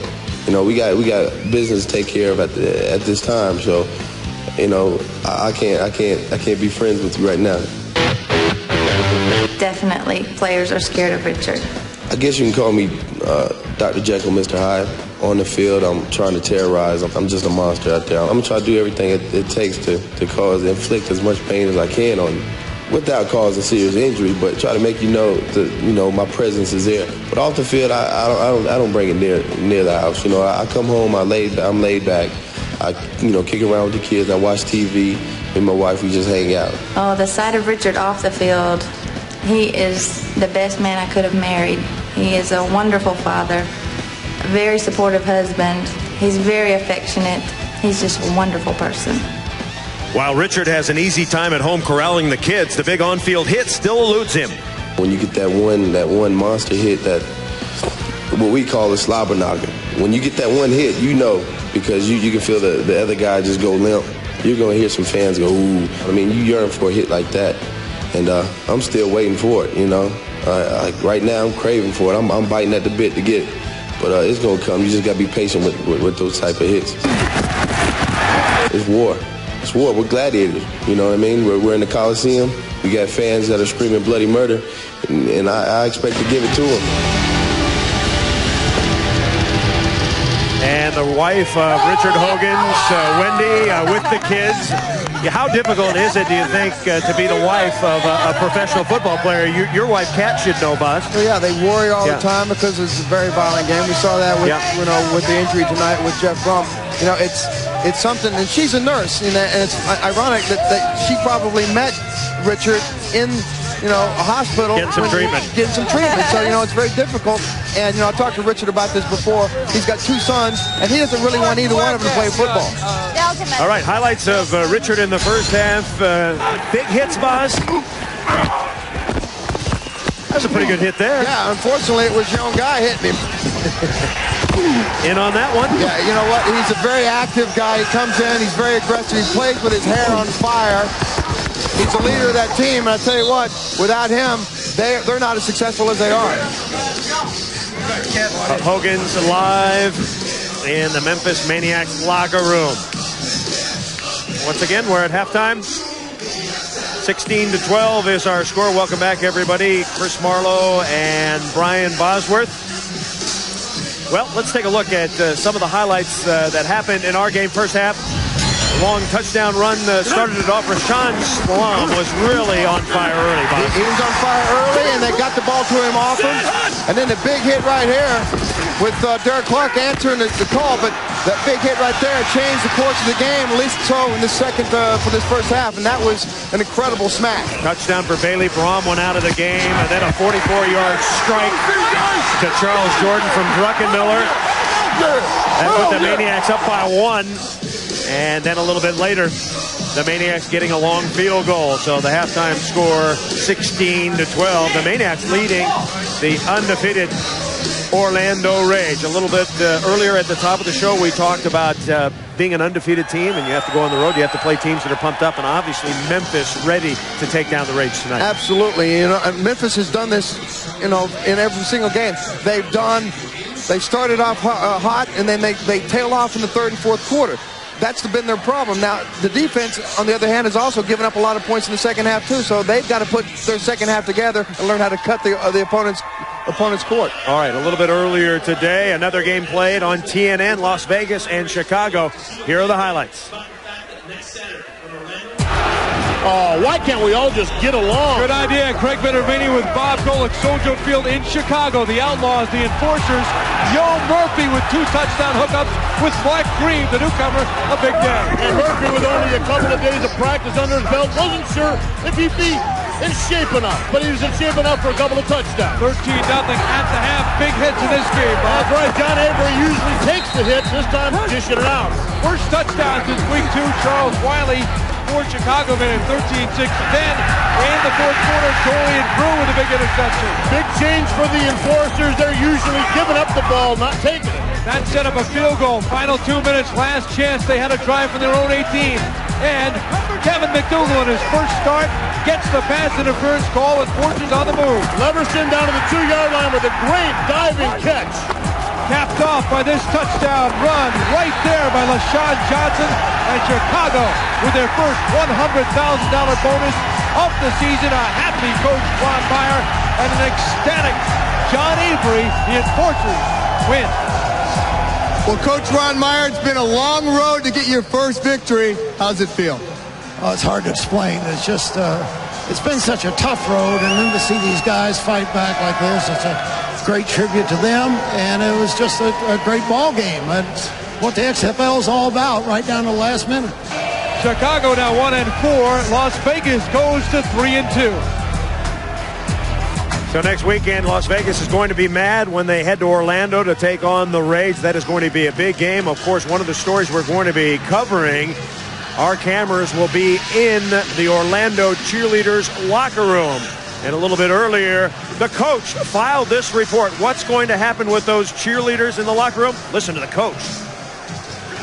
Hello, everybody. I am the coach, and I am in Orlando, Florida at the Citrus Bowl. We're trying to find some Orlando Rage cheerleaders to see what they think about the fact that next Saturday, when Orlando plays Las Vegas, that cameras will be in their locker room at halftime. As you've heard, the cameras are going to be rolling in your locker room. Got to be excited about that. Absolutely. Coach, I mean, they'll be able to see the wild and crazy times that we have in our locker room. We should keep the mystery. We shouldn't reveal everything. Come on, Michelle. This is great exposure. It's going to be pretty interesting because there's a lot of crazy stuff that goes on in there. When you say stuff, what do you mean by that?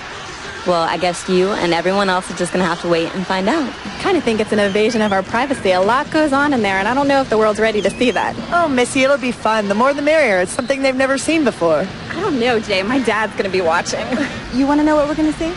Yeah. Come here. You really want to know? Yeah. Watch and see.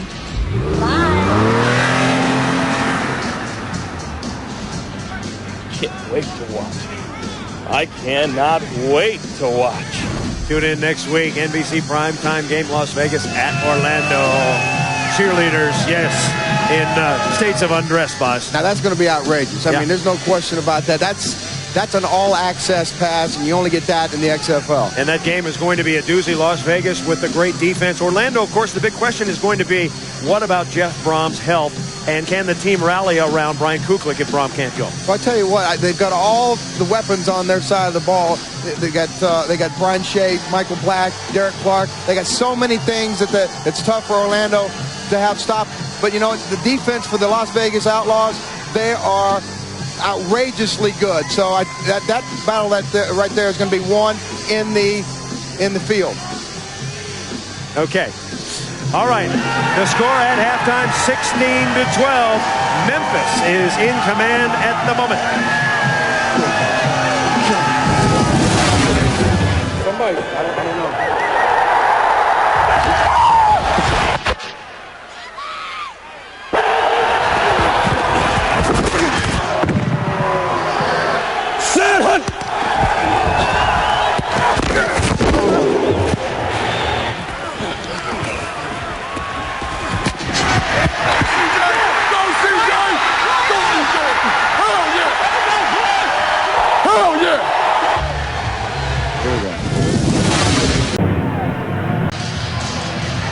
Set to play ball, second half. Can Memphis win its first home game of the year? And will it come against the undefeated Orlando Rage? The Rage playing without their number one quarterback who was knocked out of the game. Jay Taylor kicking off. Kevin Cobb is deep. And it goes into the end zone. And that will be coming. No, he's going to bring it out. Whoa. He didn't have to. Cobb, and he gets to about the 1 yard line. I mean, we talked about it right before the half. I mean, this is where in the second half, for some reason Memphis just goes mental. They just can't keep a first half and a second half. Explain the rule on kickoffs, Boz. If it goes into the end zone, it is a touchback on its own. If it's touched out in the middle of the field and then goes in the end zone, then you have to bring it out. But Kevin Cobb didn't touch that ball.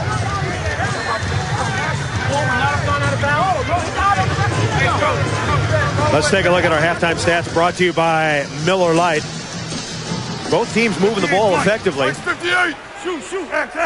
Memphis making the most of the point-scoring opportunities. Now Memphis in a hole, and they'll try to bang it out of there with Rashaan Salam. He skips over a man, and Salam moves it to the 6, tackled by Omar Brown. This Omar Brown is a tackling machine. You know, I digressed there for a second. Yep. I had a brain fart. Actually, on the kickoff, if the ball goes in the end zone and it's still left in the field of play or in the end zone itself, it has to be brought out. All the kickoffs have to be brought out of the end zone. So he thought that the ball wasn't going to roll out of the end zone, obviously. Roll out of the end zone. Mike's 58. Louis 51. Say Blue 80. Blue 80.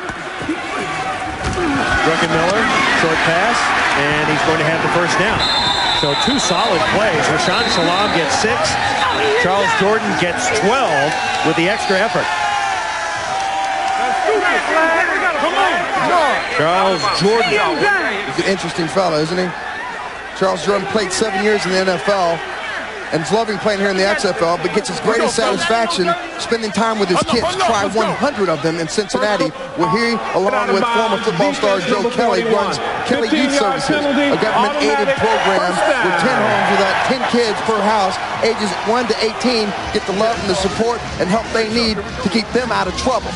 What a great guy and a great story. I heard that yesterday, and it really made me change what I felt about going back and giving something when you take something from the game. That was a personal foul penalty, and the Maniacs get the ball all the way out at the 32. Maniacs leading 16-12. And Druckenmiller going to unload deep. What a cannon! Jordan can't catch up with that one. Tell you what, if that ball was thrown 2 or 3 yards more into the field of play, Jordan was going to catch that ball. Jim Druckenmiller told us he could throw the ball 70 yards in the air, but he says, I've learned over the years, it's not how far you can throw it, Boz. It's how well you can throw it. How accurate you can throw the ball, and he has learned how to do that. So alert black. I left, slant right on 1. Ready, break. I left, slant right. Alert black. Good numbers so far. Slant left is the running play to the weak side. Mike's 58. Again, they're trying to overload the defensive line. Salam. Rashaan Salam continues to put up numbers. Tackled by Alexander Salam, 26 years old, out of San Diego, California, the 1994 Heisman Trophy winner. He's got 54 yards on 12 rushes so far, Bob. He's done a good job. And Corey Gilliard trying to make up for that personal foul. Looked like he came in as trying to kill Rashaan Salam on that. If he just came in under control, he'd have stopped Rashaan for about a 3-yard gain, but instead, they end up getting 8. 3rd and 2 now. Salam Oh, he runs over a man and bangs it out. He's got the first down and more. He ran right over Patrice Alexander.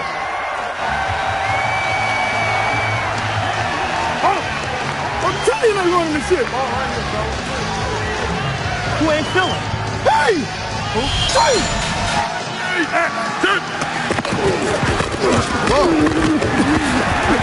I take that back. That was not Patrice Alexander. That was James Burgess that he carried. Blitz coming. Druckenmiller is picked up. He throws it deep, looking for Jordan. And Jordan might have been hooked for a moment. Stephen Fisher, the ordained minister, was covering. Ben Huff came up inside and put a little pressure on Jim Druckenmiller. He threw that ball before he wanted to. In that case, he needed to throw the ball more toward the sideline, but didn't have time to release it. We got eagle or regular? Let's go, I ride zip. Let's go, I ride zip.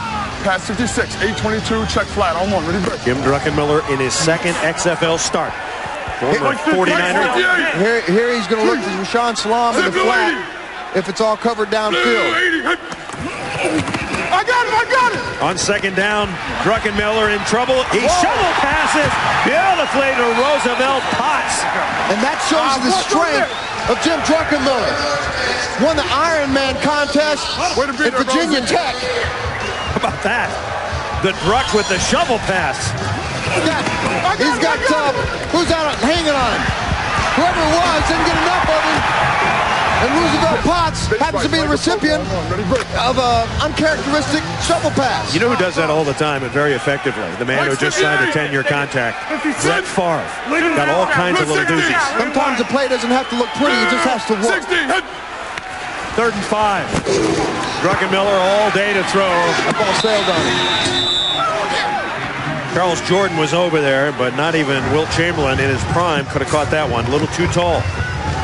And the Maniacs will be forced to kick it away. And it was a smart throw by Druck because he really wasn't open. And instead of trying to force something, go ahead and kick the punt here and try to get the field position in your favor here. This is start your defense in the 3rd quarter.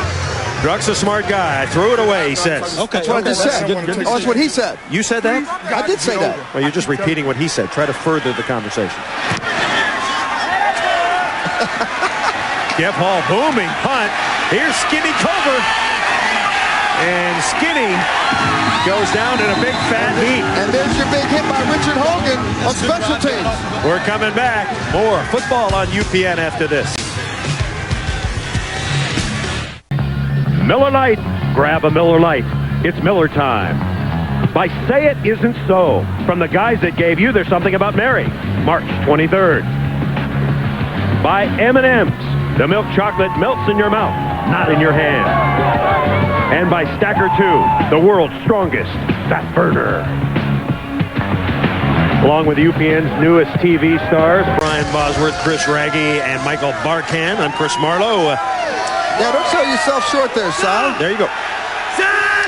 Orlando has the ball with backup Brian Copeland, and he throws it away. Let's see if they get a marker on this. Incomplete. The referee had his hand in his pocket wherever that flag is, and he thought about it for a second, but... Cornell Menifee blitzing from his outside linebacker position. Kuklik got it away. He did a good job of getting this away because there was nowhere to go, no place to hide there for Brian Kuklik. 3rd quarter, the undefeated Rage trailing the Maniacs 16-12.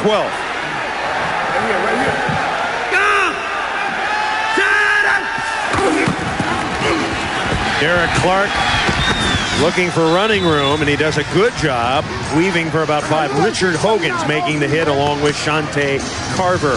I could see the whites of Derek Clark's eyes from up here, and that tells me that he's reading where that defense is flowing to. He's trying to find that little crease, that little crack that'll buy him enough yards, and that only comes from an experienced running back. Roger! 3rd and 3.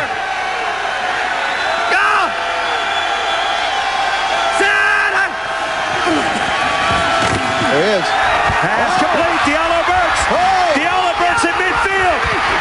Trying to chase him down. It's Whitley. And it's a touchdown for Orlando. Talked about it before. You can't give up the big plays.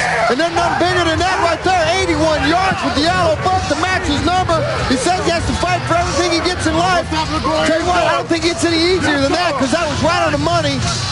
And it was a track race. Ain't nobody going to catch Diallo Burks because in the real time, he's real money. Diallo Burks, he was named after a contestant on the Joker's Wild Game Show. Diallo. There was a contestant named Diallo. He was raking in the money. His mama thought it was funny, thus the name Diallo. And Diallo turned on the afterburners.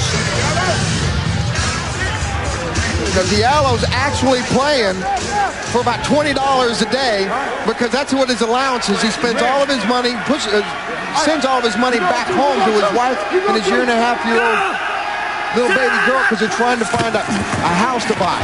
Kuklik going for one, throws, the ball's batted up in the air, and it's incomplete. So the Orlando Rage responding, an 81-yard bomb, actually a catch and run by that man Diallo Burks. So the Rage takes the lead. And Diallo Burks heading for the house. Corey Sawyer got burned alive on that one. Rico Clark in Wembley could not chase him down. Baby! Yeah! Yeah! We're coming back. The Liberty Bowl stunned as the Rage has gone back on top. Next week, in a desperate attempt to increase television ratings, the XFL will take you inside the locker room of the Orlando Rage cheerleaders. All right, gentlemen, cool your jets. Let's be professional here. The XFL, NBC next Saturday. Tell you what I'd like to see is put the Maniax cheerleaders in with the Orlando cheerleaders in the locker room naked and have our camera guys go in. Your coach said at halftime, no more excuses. You got to step up and carry this one on your shoulders. Looks like you took them to heart, huh? Well, that's just one play by me, but we got a long ways to go in this game, and hopefully the offense period can just keep on making plays. Remember, he said his favorite movie was Rudy because he's an underachiever, and Boz, this is achievement. I tell you what, it fired him up so much they came out in this third quarter and they've quieted this Maniacs crowd down a little bit. Now it's the Maniacs' turn to answer. Just a little bit. Brian Shea deep, looking to bust one. No, check that. That's Raphael Cooper deep. Cooper and Cobb. 18-16, undefeated Orlando ahead. Cobb, and he's out to the 30. Now, the problem with Memphis is in the third and fourth quarter, they've only scored 3 points each quarter. So their defense is giving up 51 in 4 games, and their offense is scoring 6. They ain't winning any games that way. Maniacs offense was moving. Let's take it right here. Let's go. Alert, black. So I left. Lead draw left. On one. Ready, break. Maniacs offense moving very well early, but the Rage defense is stiffened a bit. Well, they need to continue to try to get Rashawn his yards because that's going to control this line of scrimmage, control the ball from Maniacs. We're going to give the ball to Rashawn right here. 11. Druckenmiller, and that's a bad pass. Ball stuck in his hands, perhaps. Intended for Jordan. He's not wearing gloves. He's got those big old hands. Okay, now expect the blitz there. I'm bad. All right, here you go. Of course, the hands very effective last week in the rain. Yeah. Able to hold on to that football while Tommy Maddox could not. You know, Boz's hands pretty big. Earlier today, watch him compared to Druckenmiller. Oh, Boz, you got little kitten mittens compared to the big kid. He's got abnormally large hands. He had knuckle extension surgery. There he is. Pass complete to Prentice. Oh, he's quick. And Prentice gets about 6. Ricky Bell making the tackle. And Orlando does that. Again, we went back and we talked about it before. They send their linebackers deep in coverage, and they let them have that little small stuff up front. And Prentice is down right now. Shaking up a bit. Ricky came in and hit him low. He probably got something in his leg. Prentice comes across the middle. Got 5 catches tonight for 44 yards. He's played huge. He does this little drag across the middle, down deep. He's trying to get some extra yards. It was a very innocent-looking play. You know what he got? He got the face mask on the kneecap. And I've had that before, and it's smart because there's a lot of nerves going on in that knee, especially right there at the patella tendon. The problem is, you see his knee is exposed right there. He doesn't have a pad on it. So it's Matheny got him pads in his pants, and I never understood that when a wide receiver or some of these other guys, they don't wear pads in their pants. Yeah. I know if I was an owner or a coach of a team, I'd start finding guys because now he has to come out of the game. And if he's not useful to the Maniacs offense, it's because he ain't wearing pads. You were a big believer in padding your pants a little bit all the time, yeah? Dude, I had to have to stuff as much as I could get going. You know, I got to get patty, man. Well, I got you. I got to get patty. You got small hands, you got to have padding. I'm looking for the collision, and I don't want to feel it. Prentice is going off. And that's going to be a blow because he has been the Maniac's most reliable receiver. Bo Morgan checks in as one of the wide receivers, the former quarterback from Air Force. 3rd and 3. And he gets it right away. Slash.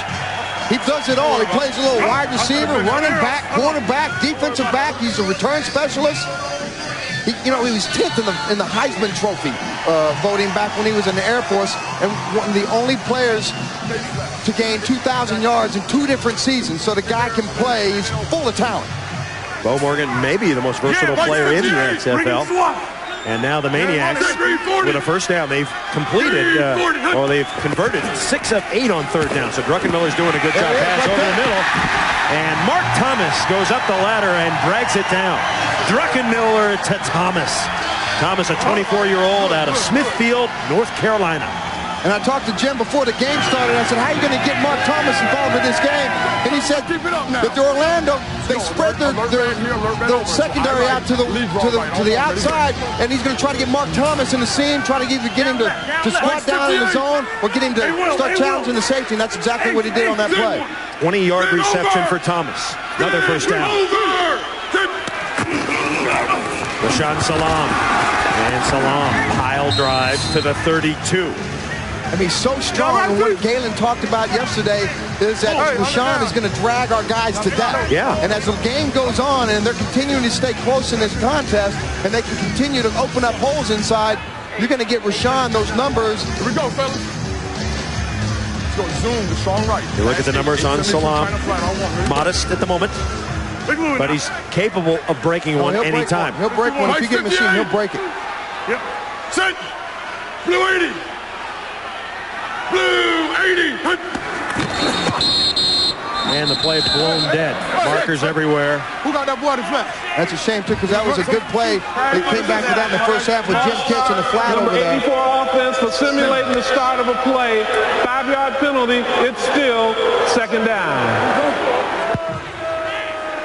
Boz, I'm not so sure about Kevin Prentice and the face mask on the knee. It looks like he twisted his knee while planning, and then the face mask might have been incidental. His return is questionable. Right now, he's still being looked at. Thank you, Barkman. Appreciate that. Thanks for the criticism. We appreciate it. As always. Yeah. As always. Most of constructive criticism, Boz. He still ain't wearing any pads in his pants. Dr. Bosworth rebuffed. And throwing it away was Druckenmiller. He had to throw that away because James Roberson was about to plant some corn with Jim Druckenmiller as a seed on that one. Nobody even blocked James Roberson on that play. Okay, here you go. 3rd down coming up. Let me hear this. Face right, 79X spot. 79X spot. Right. He's throwing the ball to the cheerleaders. Well, I think you're going to see the X-receiver. Mike's 56. Big play here. And they've got, they bring the tight end back for some protection coverage. On 3rd and 12. Blitz picked up. Druckenmiller throws a rope, and he's got a first down. Mr. Jordan again. Like a fine Cabernet. You know what it is? When you lose one of the receivers, you can't play right now. Jordan's coming in and making the big plays when the Maniacs need him the most. He did a great job. It's a great route right there. Problem is Kelly Malvo gave him way too much cushion on that one. If you're going to give him that much cushion, you got to have warp speed to come back in there and close the gap. 58, Mike's 58. 4.5 minutes to play. 58. Third quarter. Rage up by 2. Salam bounces off a man. He needs a block. He could go. He needs a block. He gets one. Rashaan Salam out at the 6. Make it the 7. Charles Jordan throwing the block. What a block by Charles Jordan. Took Ricky Bell right off his feet and bought Rashaan Salam an extra 6-7 on that one. But better than that, Rashaan Salam did exactly what he needed to do. Nothing on the right side. Hit and miss. Find a place to go. Cut it back to the weak side. Charles Jordan did a good job of just staying inside the play.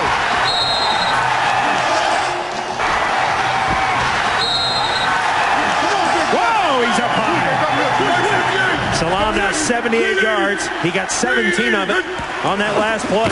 They're running Salam.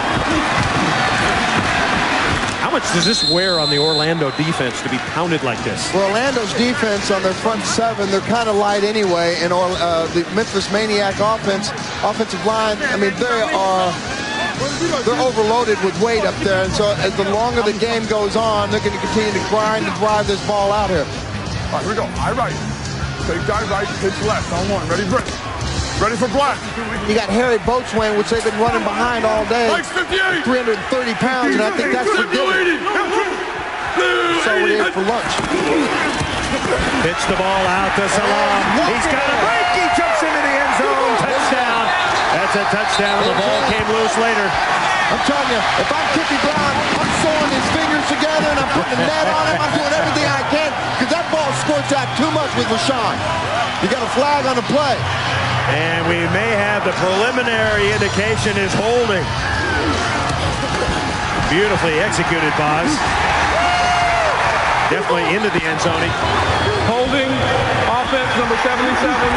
PR penalty from the previous replay. Second down. Discipline, Boz. It's discipline, man. They're committing suicide out there. They get a great drive all the way down the field. They get a great score to get this crowd back in the game. And then they do something stupid like that inside the line when the play's going outside. It doesn't make any sense. Back strong. Mike Sheldon was the guilty party, number 77. The ball spotted back at the 16 now, so it's a 2nd and 16. Mike Sheldon's man's not even going to make that play. 90. 90. Struck too high. Kevin Prentice back in. Too tall. 3rd down coming up. And Prentice looks to be running freely. Memphis last 4 possessions, 7 plays, 14 plays, 8 plays, 10 plays. So they've been driving the ball down the field, Boz. They're getting the balls, they're getting the plays down the field. They're making the big plays when they need to. They're converting on 3rd down. They got a big 3rd down right here. All right, here you go. Kick on the gun. They can't. Right, 580 smash. Don't get a sack. Can't get a sack. Flip the right gun, zip. Deep face right, 580 smash, halfback dart. On 1, ready, Brick. Now it's technically a 3rd and goal here from the 16. It's a 580 smash. They're going to try to get the ball to Rashaan and see if they can't get one-on-one coverage here and put a little bit of move, a little dancing. Salam is out in the pattern. There he is. Druckenmiller waiting, throws incomplete. Salam trying to turn around and get it. He could not. You know what Sean needed to do there is Sean needed to stop and come back. He was trying to read Jim, and Jim was trying to let the play develop, but Rashaan continued to run. He needs to stop and find that open space inside there. So big kick here for Kippy Brown's I'll get you, man. Man, Jeff Hall. Number 7, Jeff Hall is on. I mean, he's gold inside the 35, and that's exactly where this one's coming from. 34-yarder.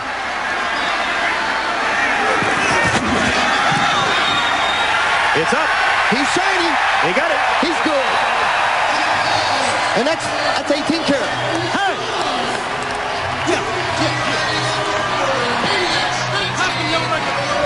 2:15 to play, 3rd quarter. Maniax regain the lead, 19-18. Brian Kuglick's numbers so far sporadic. He has thrown for a touchdown. He took over for Jeff Brom in the 1st quarter when Brom was injured. Jeff!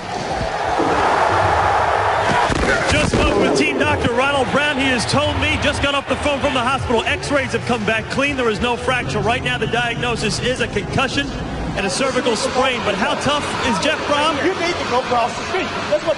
He is headed back to the field. Do you believe it? Rather than resting, they're putting a neck brace on him, and he is coming back to the field. He wants to catch the end of this game. There's no word on how long, if how long at all, he'll be out.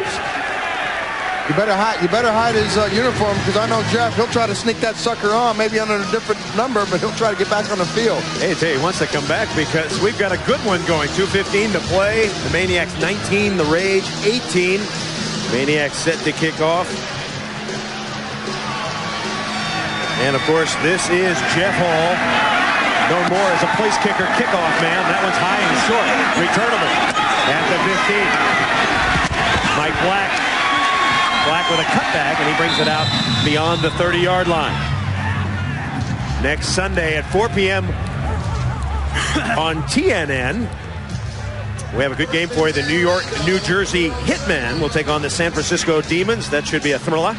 Then at 7 p.m. Eastern on UPM, the LA Extreme, which played very well last night, travels to Birmingham to take on the Bolts, who have been struggling a bit. Jerry DiNardo's team, after a good start. We haven't seen the Bolts yet this year. No, we haven't. I'm looking forward to seeing them. They got a lot of interesting players. Brian Shea in the backfield for the first time tonight. Kuklik, he's got some time. Buys some more with a roll. Throws, pass caught. Mario Bailey. And Bailey sidesteps a man. And he's finally dragged down from behind. John Williams. Well, he beat John Williams, and then John Williams comes back and makes the touchdown catch, or tackle there. But John Williams, if he's going to make that play, he's got to make the play. Bottom line, I mean, you got to buy the time. I know it's tough, especially when you get out there on an island and the quarterback can buy the time that Brian bought here. But you either come across the guy's face and try to knock the ball down. If you don't, you hook the backside of him, because if you miss the ball, you at least make the tackle. Kuklik's last two passes for 81 and 43 yards. So Orlando on the move, a first down. Brian Shea, NCAA's all-time, all-purpose runner, has it. And the torpedo barrels right into the line. He's still up. And he flaps his way inside the 20. I mean, Brian Shea is averaging almost 9 yards per carry. The guy's a wrestler. He's an All-American wrestler in high school. And he's always had the Doug Flutie label. He's 5'8", 210 pounds. Everybody said he has been too small to play football. He says, I'm not too small. I'm short, but I am a good player. And he, once again, the all-time NCAA leader, all-division in all-purpose yards. There he goes again, and Shea pops through the middle. Because he's small, we talked to him yesterday. You had to cut it back. And I asked him, I said, what shape are your marbles? He looked at me kind of strange, and I realized that they're like square, triangular. They're definitely not round. And the reason for that is because he's so small, he liked defense first. He plays with a very defensive mentality. He's out there trying to tap people and use his size as an advantage. Was a linebacker in high school in Paola, Kansas. Wants to be an FBI agent one day. You know, there was one light in Paola, Kansas when he was growing up. Timeout on the field as Memphis leads by 1. You're watching the XFL on UPN.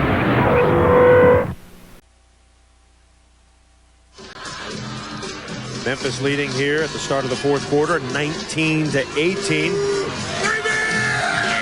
Back in that rage zone again, where they've been so successful all season. They've had one mishap in the rage zone, and it was a fumble last week by Michael Black. And that's one of the reasons why Michael Black's not in there. You got Brian Shea, who's another weapon that they use. Orlando already with 240 yards passing. They average 160 on the year. Fakes to Brian Shea. Here comes Bailey. And Bailey skips out of a tackle before he's dragged to the turf. Jonte Carver did a great job. By Kevin Cobb, number 25. Big speed on Jonte Carver's behalf. I mean, that's a big man moving on a little guy like Mario Bailey. He strung him out enough to where he could get his help to come up and help him out and make the play. Tornado. We have a shootout here at the Liberty Bowl. It's definitely offensive. Over 500 yards, working on 600. That's where he went with 600. Brian Shea. And we've got a marker down in the backfield. Marker was thrown as Shea look to pick up 5. And it's going against the Rage. Once again, the Rage, the highest scoring team in the XFL, averaging 26 points. Maniacs, as they move the ball up and down the field, average just 12 points, but the #1 team in total offense. Let's get the call. Holding offense number 79 on the takedown. It's a 10 penalty, replay, second down. Well, that hurts. John Love showing a little bit too much love, too much hugging inside.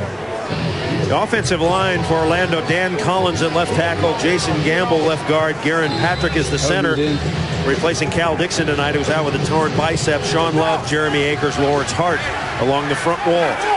The biggins up front. They are large and aggressive. 2nd and 16. Shea remains the running back. Kuklik unloads it, and he is decked. Number 90, Marvin Thomas, got a good lick in. Thomas, 27 years old, out of the University of Memphis. A lot of Memphis guys on this Memphis roster, Boz. By design, that's part of what the XFL is about, but bringing some of the home players back in front of their home crowd and let their families enjoy watching them play football right here in America. A lot of territorial picks from this area. 950 choice on one. Ryan Kuklik, the former Wake Forest star. He was a high school baseball player drafted by the Mets in the first round, so he's got some athletic ability.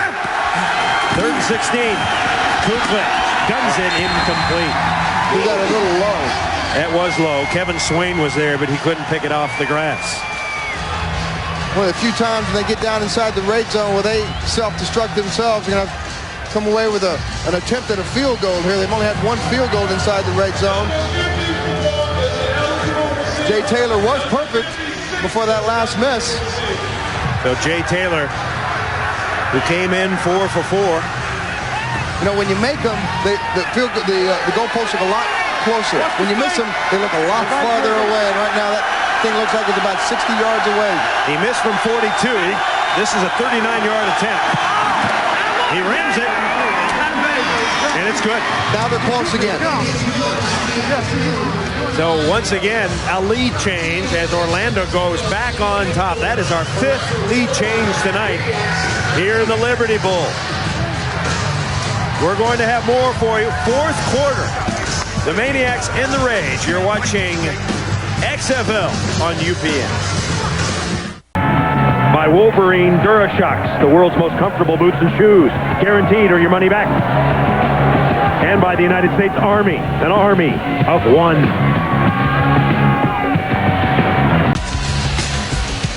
So far, lots of scoring for us tonight, boss. Orlando striking last. Well, we knew it was going to be a shootout. The #1 offense versus the #2 offense. Something has to give, and at least there's a lot of scoring, a lot of big plays. 21-19, the Rage trying to stay undefeated. The Maniacs trying to win their first game at home this year. Kevin Cobb. And Cobb makes his way out to the 23. Next Saturday, our primetime game on NBC, the Las Vegas Outlaws at the Orlando Rage. The start time is 8 p.m. Eastern. And I really like Jim Ross, Jesse Ventura, and Mike Adamle as a team, the threesome. Adamle has brought a little spice to the booth. You like that?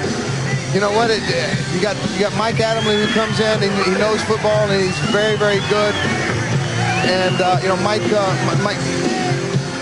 knows what's going on inside the minds of a football player. Mike's 58. Stop. Middle. Stop. Sit. So the Maniacs. Say blue 80. First down from their 24. They'll run Rashaan Salam. Salam breaks to the outside before he's dragged down at the 26. And it's really important for them to continue. And Salam and Malvo getting into it a little bit. It is 2 wins, 276 yards, 3 touchdowns. The 2 losses, 124 yards, no touches. Tonight it's still up for grabs. Still up in the air. He's got to get another 19 yards before that graphic becomes false. Mike's 58. Say blue 40. The 2nd and 8. Blue 40. Druckenmiller. Little swing pass to Jim Kitts. His 2nd reception. It's a short game. Stephen Fisher. The minister coming up and making the hit. Well, Steve. You know, Stephen Fisher says the Bible says be fishers of men. Well, Stephen Fisher feels that he's been very successful at doing just that. Before he was saved on February 2nd, 1998, Stephen was what he called a wild child. Almost killed a couple of times for being in the wrong place at the wrong time with the wrong people. Now he saves his teammates by the word of the Lord. 3rd and 6. Druckenmiller throws incomplete right through the hands of Mark Thomas. What you're finding now, what you're seeing is the defensive line of Orlando is doing some tricky stuff up front. Some twists, some stunts, some slants, and they're trying to get a little extra pressure on Jim Druckenmiller. And on that particular series, they were very successful in doing just that. Druckenmiller's cooled off a bit. James Burgess was in Druck's face. So pressure now on Jim Druckenmiller to come through. He'll have to wait. It's a 4th and 6. The Maniacs will kick it away. Skinny Culver is deep. Skinny hovering. Skinny's got it. And Skinny dives to the 40. 10:50 to play in the game. The undefeated Orlando Rage hanging on to a 2-point lead. We need to go Zen because you don't have. Stephen Fisher, number 35 for Orlando, an outstanding football player. He is also a man who believes in the Word of God. He regularly holds Bible study classes with his teammates. A couple of weeks ago, after a slow start, the ball miraculously found his way into his hands for 2 interceptions. He credits divine intervention. Every good gift and every perfect gift cometh down from heaven from the Father of lights, in whom there's no variation or shadow of turning. I believe that the Lord is with the Orlando Rage, and I thank him and I praise him for being with us thus far, and I know that he'll be with us even after today. So Stephen Fisher waiting for his opportunity. Let's go, Will destiny shine on him again tonight? The Rage undefeated, the only undefeated team in the XFL. The Rage will set up with Derek Clark. He gets the ball, breaks off the right side, and he is dragging men, dragging crazy maniacs with him to the 49. The Rage with only 79 yards rushing tonight, Bob. Do you think they should concentrate more on their ground game? Well, right now their passing game is doing the trick because they're getting 240 yards, which is about exactly where Coach Galen Hall would like it to be. Unfortunately, they lead the XFL in rushing, and their rushing is suffering right now. So this is where they can start picking up the pace and start grinding out this clock. Go! Clark again. And the Rage defense rising up. Middle of the line, TJ Fryer. Now here's been the Rage's biggest problem. They don't convert 3rd downs that well. They're only converting about 28%. Actually get a 1st down on that one. Galen Hall, well respected in the world of football. 18 years as the offensive coordinator at Oklahoma. He coached Boz for 1 year. He said you were a good player, aggressive, and very intelligent. God knows exactly what he's talking about. Here comes Clark trying to get around the corner. This is not his forte. Pretty good straight arm, but he's not going to get much mileage out of going wide against this Maniac defense. No, this Maniac defense flows very well. Patrick Sapp did a good job of not losing containment right here. Comes in here and pushes Patrick Sapp down.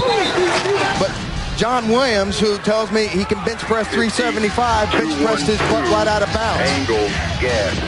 950, 212, angle gas on 1. Right.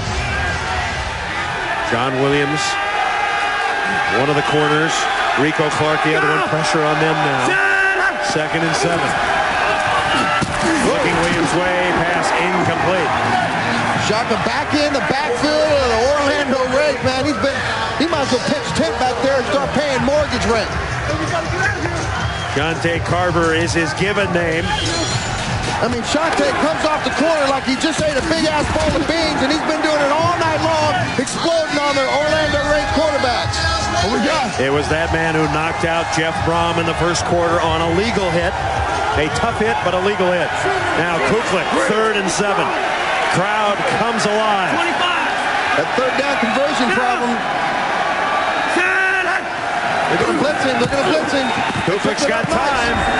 And that's going to be way short of the 1st down. Pass complete to Diallo Burks, but he's wrestled to the turf quickly by Rico Clark. Rico Clark shares the team lead with tackles at 20, but Rico did a great job of just making a play right there and trying to get his offense the ball back here with 8:20 left to play in the game. They got a long field to go. Got to step up. Got to step up. Got a hot route. Rico Clark making the play. Punting situation. Snap is high. Remember, it's a live ball. Kevin Prentice, and he is nailed at the 13. James Burgess getting down there. This has been a game of a lot of big plays, scoring, and big hits. Take a listen.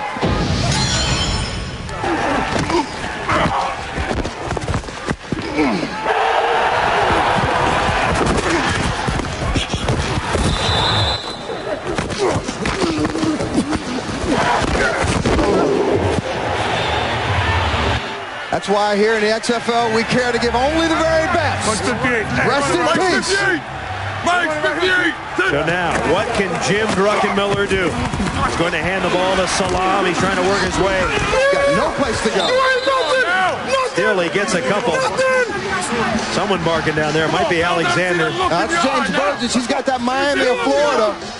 He ain't got nothing, and he ain't going to get nothing as long as James Burgess. Respect.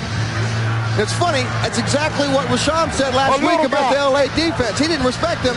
I guarantee right now, James Burgess is going to make him respect this Orlando defense. The Rage is leading tackler with 33.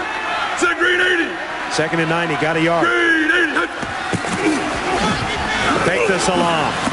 Druckenmiller throws a roll, caught by Prentice, first down. Great catch by Kevin Prentice. They lay out on that one a little bit, but there's a great throw also by Jim Druckenmiller under a little bit of pressure. Comes back in a 5-step drop. Looks at his one receiver that's open for a 12-yard reception there by Kevin Prentice. Prentice averaged 18 yards per touch when he was at Mississippi State, so he's a dangerous guy, can break away at any time. There is KP, 5'7". A bundle of energy. Rig swap. 11. Druckenmiller again. Short drop, short pass, good catch, tackled immediately. Darryl Hobbs, the former Raider, knocked down by Corey Gilliard. Druckenmiller now 15 of 28 for 176 yards. Ricky Bell has given such a big cushion over there that Druckenmiller's taking advantage of that with these little quick stops. As long as they continue to give that kind of cushion, he'll be able to move the ball down the field in chunks of 8, 6, 9, 10, 15 yards. 6 minutes to play. 21-19 Rage leads. Rashawn Salam. And Salam up to the 39. So the Maniacs starting to move. Rashawn Salam getting closer and closer to that 100-yard mark. Rashawn's got so much power. I mean, he'll flat run your ass over if you give him a chance. He'll also run away from you if you give him a seam. So you really got to play every play. Averaging just over 4.5 yards. Strong. Maniacs trying to mix it up, boss. Be unpredictable. Watch the blitz. Win. Sit. Green 80. Green 80. On first down. Druckenmiller throws, pass caught. Kevin Prentice. Around the corner he goes. Boy, Prentice is quick. He is fast. And again, you got that little cushion right there, 5 yards outside the line of scrimmage that Jim is trying to pick on. It's being successful, and it's allowing him to move the ball down the field. KP gets 12 yards. He's caught about 3 or 4 of these balls today, these little quick drags. James Burgess tried to get a shot on him. Wasn't getting enough. Of course, a lot of zone defense for Orlando. They're giving him the underneath routes. Well, they're scared of the talent of these Maniac receivers because they're quick, fast, and they can get away from you in a hurry. Another first down. Rashawn Salam, and Salam near the 45. So the Maniacs with the clock running at 4:50. Trying to get into field goal range. Glenn Roundtree moving Ben Huff back over there. I tell you what, Rashawn Salam didn't even get hit until he's about 3-4 yards past the line of scrimmage there. Bernard Williams, Glenn Roundtree, Mike Sheldon, Doc Holliday not available today. Jesse James at right guard. Harry Boatswain. Louis 51. The O-line. Bernard Williams is an interesting guy because he's 6'9", 250, and he's still making the job look easy. Rage blitz. It's picked up for a moment. There goes Druckenmiller, and down he goes. Andre Purvis had the pressure, Buzz. Looks like they had everybody coming but the kitchen sink, and James Burgess comes in and cleans it up. But Andre Purvis does a good job of coming up the middle and flushing Jim Druckenmiller out of the pocket. Lost 3. So a 3rd and 11 as we go into the 4-minute mark. Purvis is out, passing situation. Come on. White 56. 3 wides for Memphis. Say white 90. White 90. Maybe the biggest play of the game right now for Jim Druckenmiller. Dumps it over the middle, incomplete. 2 receivers were there. Thomas was there, Rashawn Salam was there. Too many receivers in the same spot. I think you got to go ahead and punt this ball, try to work it down there, use your offense or use your defense, and try to get the ball back in some pretty good field position. You got plenty of time, all your timeouts are left. Maniacs. What got us into a problem? We ran, what was the first play? So Hall to kick it away. Low snap. He could use a really high punt here. It's a live ball after 25 yards. Good kick. Great kick. Skinny is back. They got to trap Skinny, and they do. They did a good job right there. It's exactly what they wanted to do. Now they got to pin him back here in a 3-and-out situation, get this ball back ASAP, give Jim Druckenmiller a chance to move the ball back down and at least get a field goal and win this game. Kevin Cobb making the big special teams play. Kevin Cobb's been everywhere tonight. The pressure now on the offense of the Orlando Rage. Funny, I think the pressure's on the Maniac defense. They got to come up with some big stops here. They got to keep them pinned back there. We're at the Liberty Bowl. Primetime football on UPN. Rage undefeated. 0-14 on 1. Leading 21-19. They're going to go ahead and start to try to grind this ball out with a basic 0-14 play, which is just off tackle. Maniacs dig in. And the ball to Clark. Now make that Mike Black. Mike Black takes it out near the 7. Marcus Wembley comes up from his safety spot. Makes a big hit.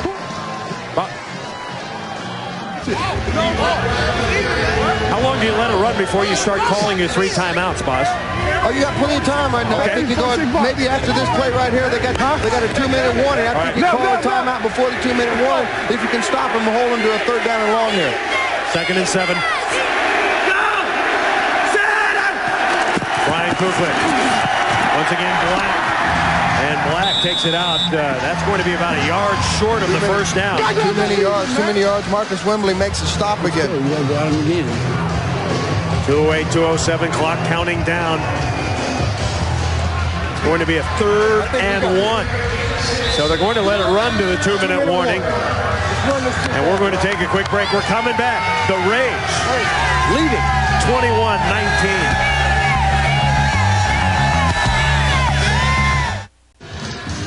Jeff Brom, after a hit like that, you deserve a 3-week vacation. What are you doing back here right now, and how are you feeling?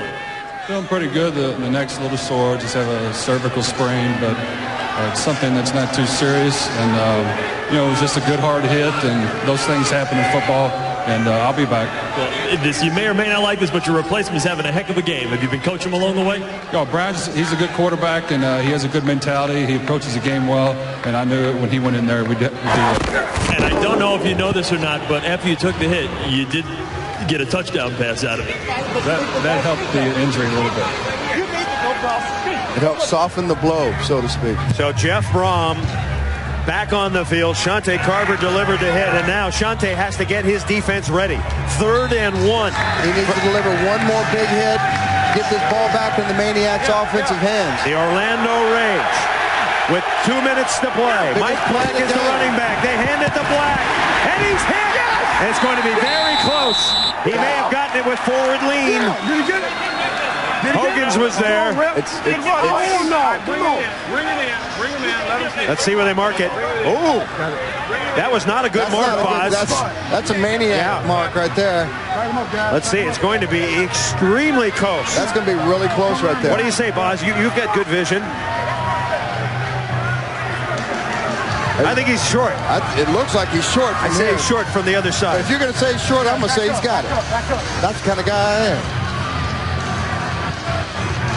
Oh, man. Ted, that's only a 9-foot chain, though. Starts right now. Or yards, whatever you play football in. Okay, you got sand in the brain, dude. You got that volleyball thing happening. Sorry. Right now. Just keep rubbing on me, dude. You'll get it soon. Right. But in the season, you have it all down. First down now. 0-14 back. Now the Rage forced to spend their timeouts. The Maniacs, excuse me. Maniacs with 3 timeouts left. They got to stop him here. You all right? They're going to let this clock run all the way down. This is a sign of a good quarterback.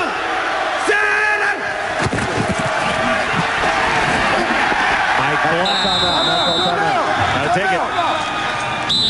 Tremont Lawless comes in and makes a big hit there, but Tremont had a great game last week, and that's one of the reasons he's starting in place of Marvin Thomas this week. All right. Get him down there, Rich. Good truck down there.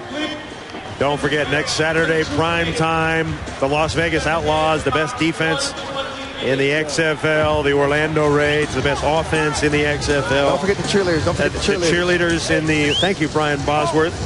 Yeah. In the locker room. Cheerleaders will be in the locker room. There you go. Yeah, but they're going to be, the hook is, they're not going to be in the locker room. They're going to be naked in the locker room, right? That I don't know. I don't know about that. You know what? I'm glad I'm not going to be there for that because I don't need it. No one wants to go into the locker room if they're not doing something. I just want to watch it. Watch it on TV. Inside access coverage of the XFL, inside the locker room of the cheerleaders. Galen Hall. It had to be the 5 on the tight end because Hogan stayed 0-14 on 1, right? Coming back with that same off tackle, off the guard play. Lots of offense in the XFL tonight on UPN. Derek Clark is back in the backfield. 2nd and 10. Hand the ball to Clark. He pushes to Pyle. Dragging a Pyle. Jumping on top of him was Marcus Wimberly from the University of Miami. And the second timeout used by the Maniacs. Now the Maniacs have one more, Boz. And if they can hold them on this play, they'll get the ball back one last time for Kippy Brown. They have to go in a 2-minute drill offense where they're going to have to be able to make completions. Get completions, get his offensive line up to the line of scrimmage, down the ball if he has to down it. 35. Hey, they don't make it, I'm out. Hey, unless it's incomplete. Unless it's incomplete. 0-14 on 1, right? Come back to that same off tackle lead. 3rd and 5. Maniacs need a stop. Go! Derek Clark trying to get the first down. No, it's a bootleg. Kuklik running for the first down. And Kuklik gets the first down. What a call. Oh, yeah. Jeff Brom likes that a lot. You know what? That's not the play he called in the huddle. I'm wondering if that's something only he and Coach Galen Hall knew about. Galen Hall, the offensive coordinator, is Mike Kelly. Oh, that's a beauty. That really is. You know what? Because there's so many mics on the field and there's so many ears and eyes everywhere. Sometimes you might have to be a little sneaky on even with your own players. Kookie with the biggest play right there. Go! Derek Clark and the Orlando Rage. I mean, you realize the Maniacs have yet to win a home game. This is huge for Orlando. Are you telling me that, or are you telling yourself that? I'm telling the guys out in TV land now. Okay. So what's the significance that they haven't won a home game? They're not quite as focused at home as they are on the road? No, the important thing here is Orlando is now still undefeated, and they get a chance to go in next Saturday and test their offense against the #1 defense in the XFL. Snap it with about 12 seconds. That's going to be a hell of a game, man. I'm tuning in for that one. It's a victory. Just do victory. Deuce victory. You're right. Galen Hall.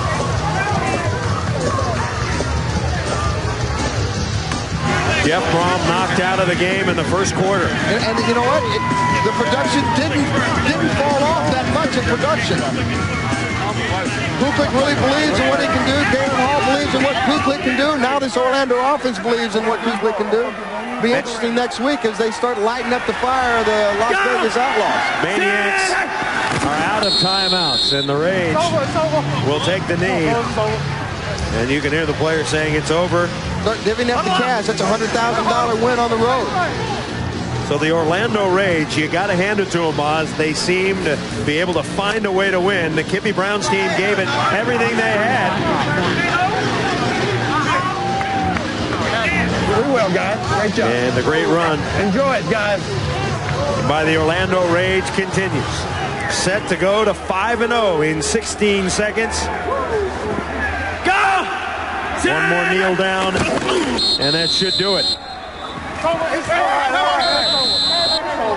The frustration is getting taken out there. I mean, these games really mean a lot to these guys. These guys, they don't want to be in the XFL. They need to be here in the XFL. They need this money. It makes them feel proud to be able to play football in front of the American people.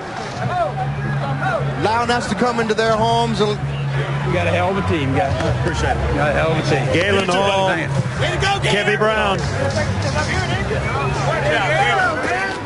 Good job. Right, the winning quarterback, Brian Kuklik, I'll tell you, had back-to-back completions, one for 81 yards, another for 43, but probably no bigger play than that bootleg at the end of the game. Yeah, that was big. We needed one first down, and we could run out the clock, so they told me to keep it, and I did. I just got down after I got the first down. It's tough when your starting quarterback goes down, but you come in and you perform like you've been in that position all season. Yeah, you know, I've practiced like I was a starter, and the guys have confidence in me, so I just had to come out and play. On that 3rd and 5, 0-14 was the call. Was the bootleg, was that a secret between you and Galen, or was that the play call? Yeah, it's the only person in the huddle that knew I was going to keep it was me, and, you know, it worked out, so. Now, Jeff is back on the sideline. He says he's feeling good. Good to see him back. Yeah, it's great. That was a rough hit, and, you know, we weren't sure how it was going to be, but I hope he's all right. You guys are 5-0. You've never had the taste of a paycheck on the short end of the stick. This feels pretty good, huh? It feels great, man. Keep those bonus checks coming. Another star is born tonight in the XFL. Brian Kuklik. No. Coming off the bench for Jeff Brom, Brian Kuklik. He plays well, 8 of 19, 2 touchdowns for 207 yards and a touchdown, and of course the big bootleg. Truck, what happened tonight when you think about the fact that you guys had the lead, you threw for a touchdown pass, ran for a touchdown pass, what happened? Just turnovers and penalties. You know, we didn't execute when we needed to. There were some, big plays, and we did stupid things to hurt ourselves, shoot ourselves in the foot. Why has this team been unable to win at home, but yet win on the road? I wish I had an answer. I don't know. It's something we got to take a hard look at because we're playing well at times. We're just not playing consistent. And also, it looked like you had a chance to put your foot on their throats, and you just didn't do it as a team. You continue to be. It's tough in the second half for you guys. It's not lack of trying. Maybe it's just a mental state of mind we need to get in. But something. Like I said, we got to go back and look. Thanks, guys. Coach Hall, 5-0. You hate to talk about the perfect season, but you're well on your way. Well, we got 5. We got to try to get 6 next Saturday night against Vegas. It'll be a tough game. This is an extremely tough game. Memphis has a really good football team. I've said all along, everyone's equal in this league, and I think that's what it's going to come down to. You've got the premier matchup versus Vegas next week. They lost to Chicago today. Does that affect your thinking towards preparing? Not at all. They're the top team out there, and they're coming to town, so we've got to get ready to play. Coach, you got a little sneaky with us there on that bootleg at the end. I know we got cameras and microphones everywhere, but you had a little something covert going on there. Well, what happened, they were inside, a very tough defense to run against, and, Brian's a good enough athlete, and he made a great play on it. Can you believe the hit your starting quarterback took in the first half? He got a couple of them, and not happy about that. I mean, they were good in legal shot. The one that knocked him out was Jeff's a tough kid, and he'll be back. Coach Galen Hall and his Orlando Rage, a perfect 5-0. Halfway towards an undefeated regular season, the Rage wins it 21-19. We'll be back. The updated XFL standings in the Eastern Division. Orlando continues undefeated at 5-0. Birmingham, with a loss this weekend, drops to 2-3. New York, New Jersey got a loss, 1-4. Chicago gets its first win of the season, 1-4. In the West, it's a battle. Las Vegas, Los Angeles, San Francisco, all 3-2. Memphis, however, misses a big opportunity. Brian Bosworth. Hey, I told you someone would make a play to win the game. I didn't know it'd be Cooper going to play. Congratulations, everybody. If you stay like you are, stay together, guys. That's going to be a damn tough-ass time. someone to come and beat us. Hey, proud of you. Excellent job, both sides of the football. Kicking game, good job. Guys, you're 5-0, and you deserve it. Not a team that deserves it better than you guys. Good work, fellas. Good work. Great job, man. Great job. Never say quit. Never say quit. Stuff back to the hotel for you. I think it's early. You got a schedule. I think we leave at 7:15 in the morning. Don't forget, next Saturday on NBC, 8 p.m. Eastern, Las Vegas Hitmen taking on the Orlando Rage, our primetime game on NBC, and then right here on UPN, the LA Extreme will travel to Birmingham. That will be on Sunday. The fifth and final lead change here was Jay Taylor's 39-yard field goal in the fourth quarter. That was the ultimate winner. It was a battle, no question about it. They both came to play. One has to leave a winner, one has to leave a loser. Orlando continues undefeated. We hope you enjoyed it from the Liberty Bowl. For Brian Bosworth, Michael Barkan, and Chris Raggy, I'm Chris Marlowe saying so long from Memphis, Tennessee. Orlando continues its roll. Final score, 21-19. Good night.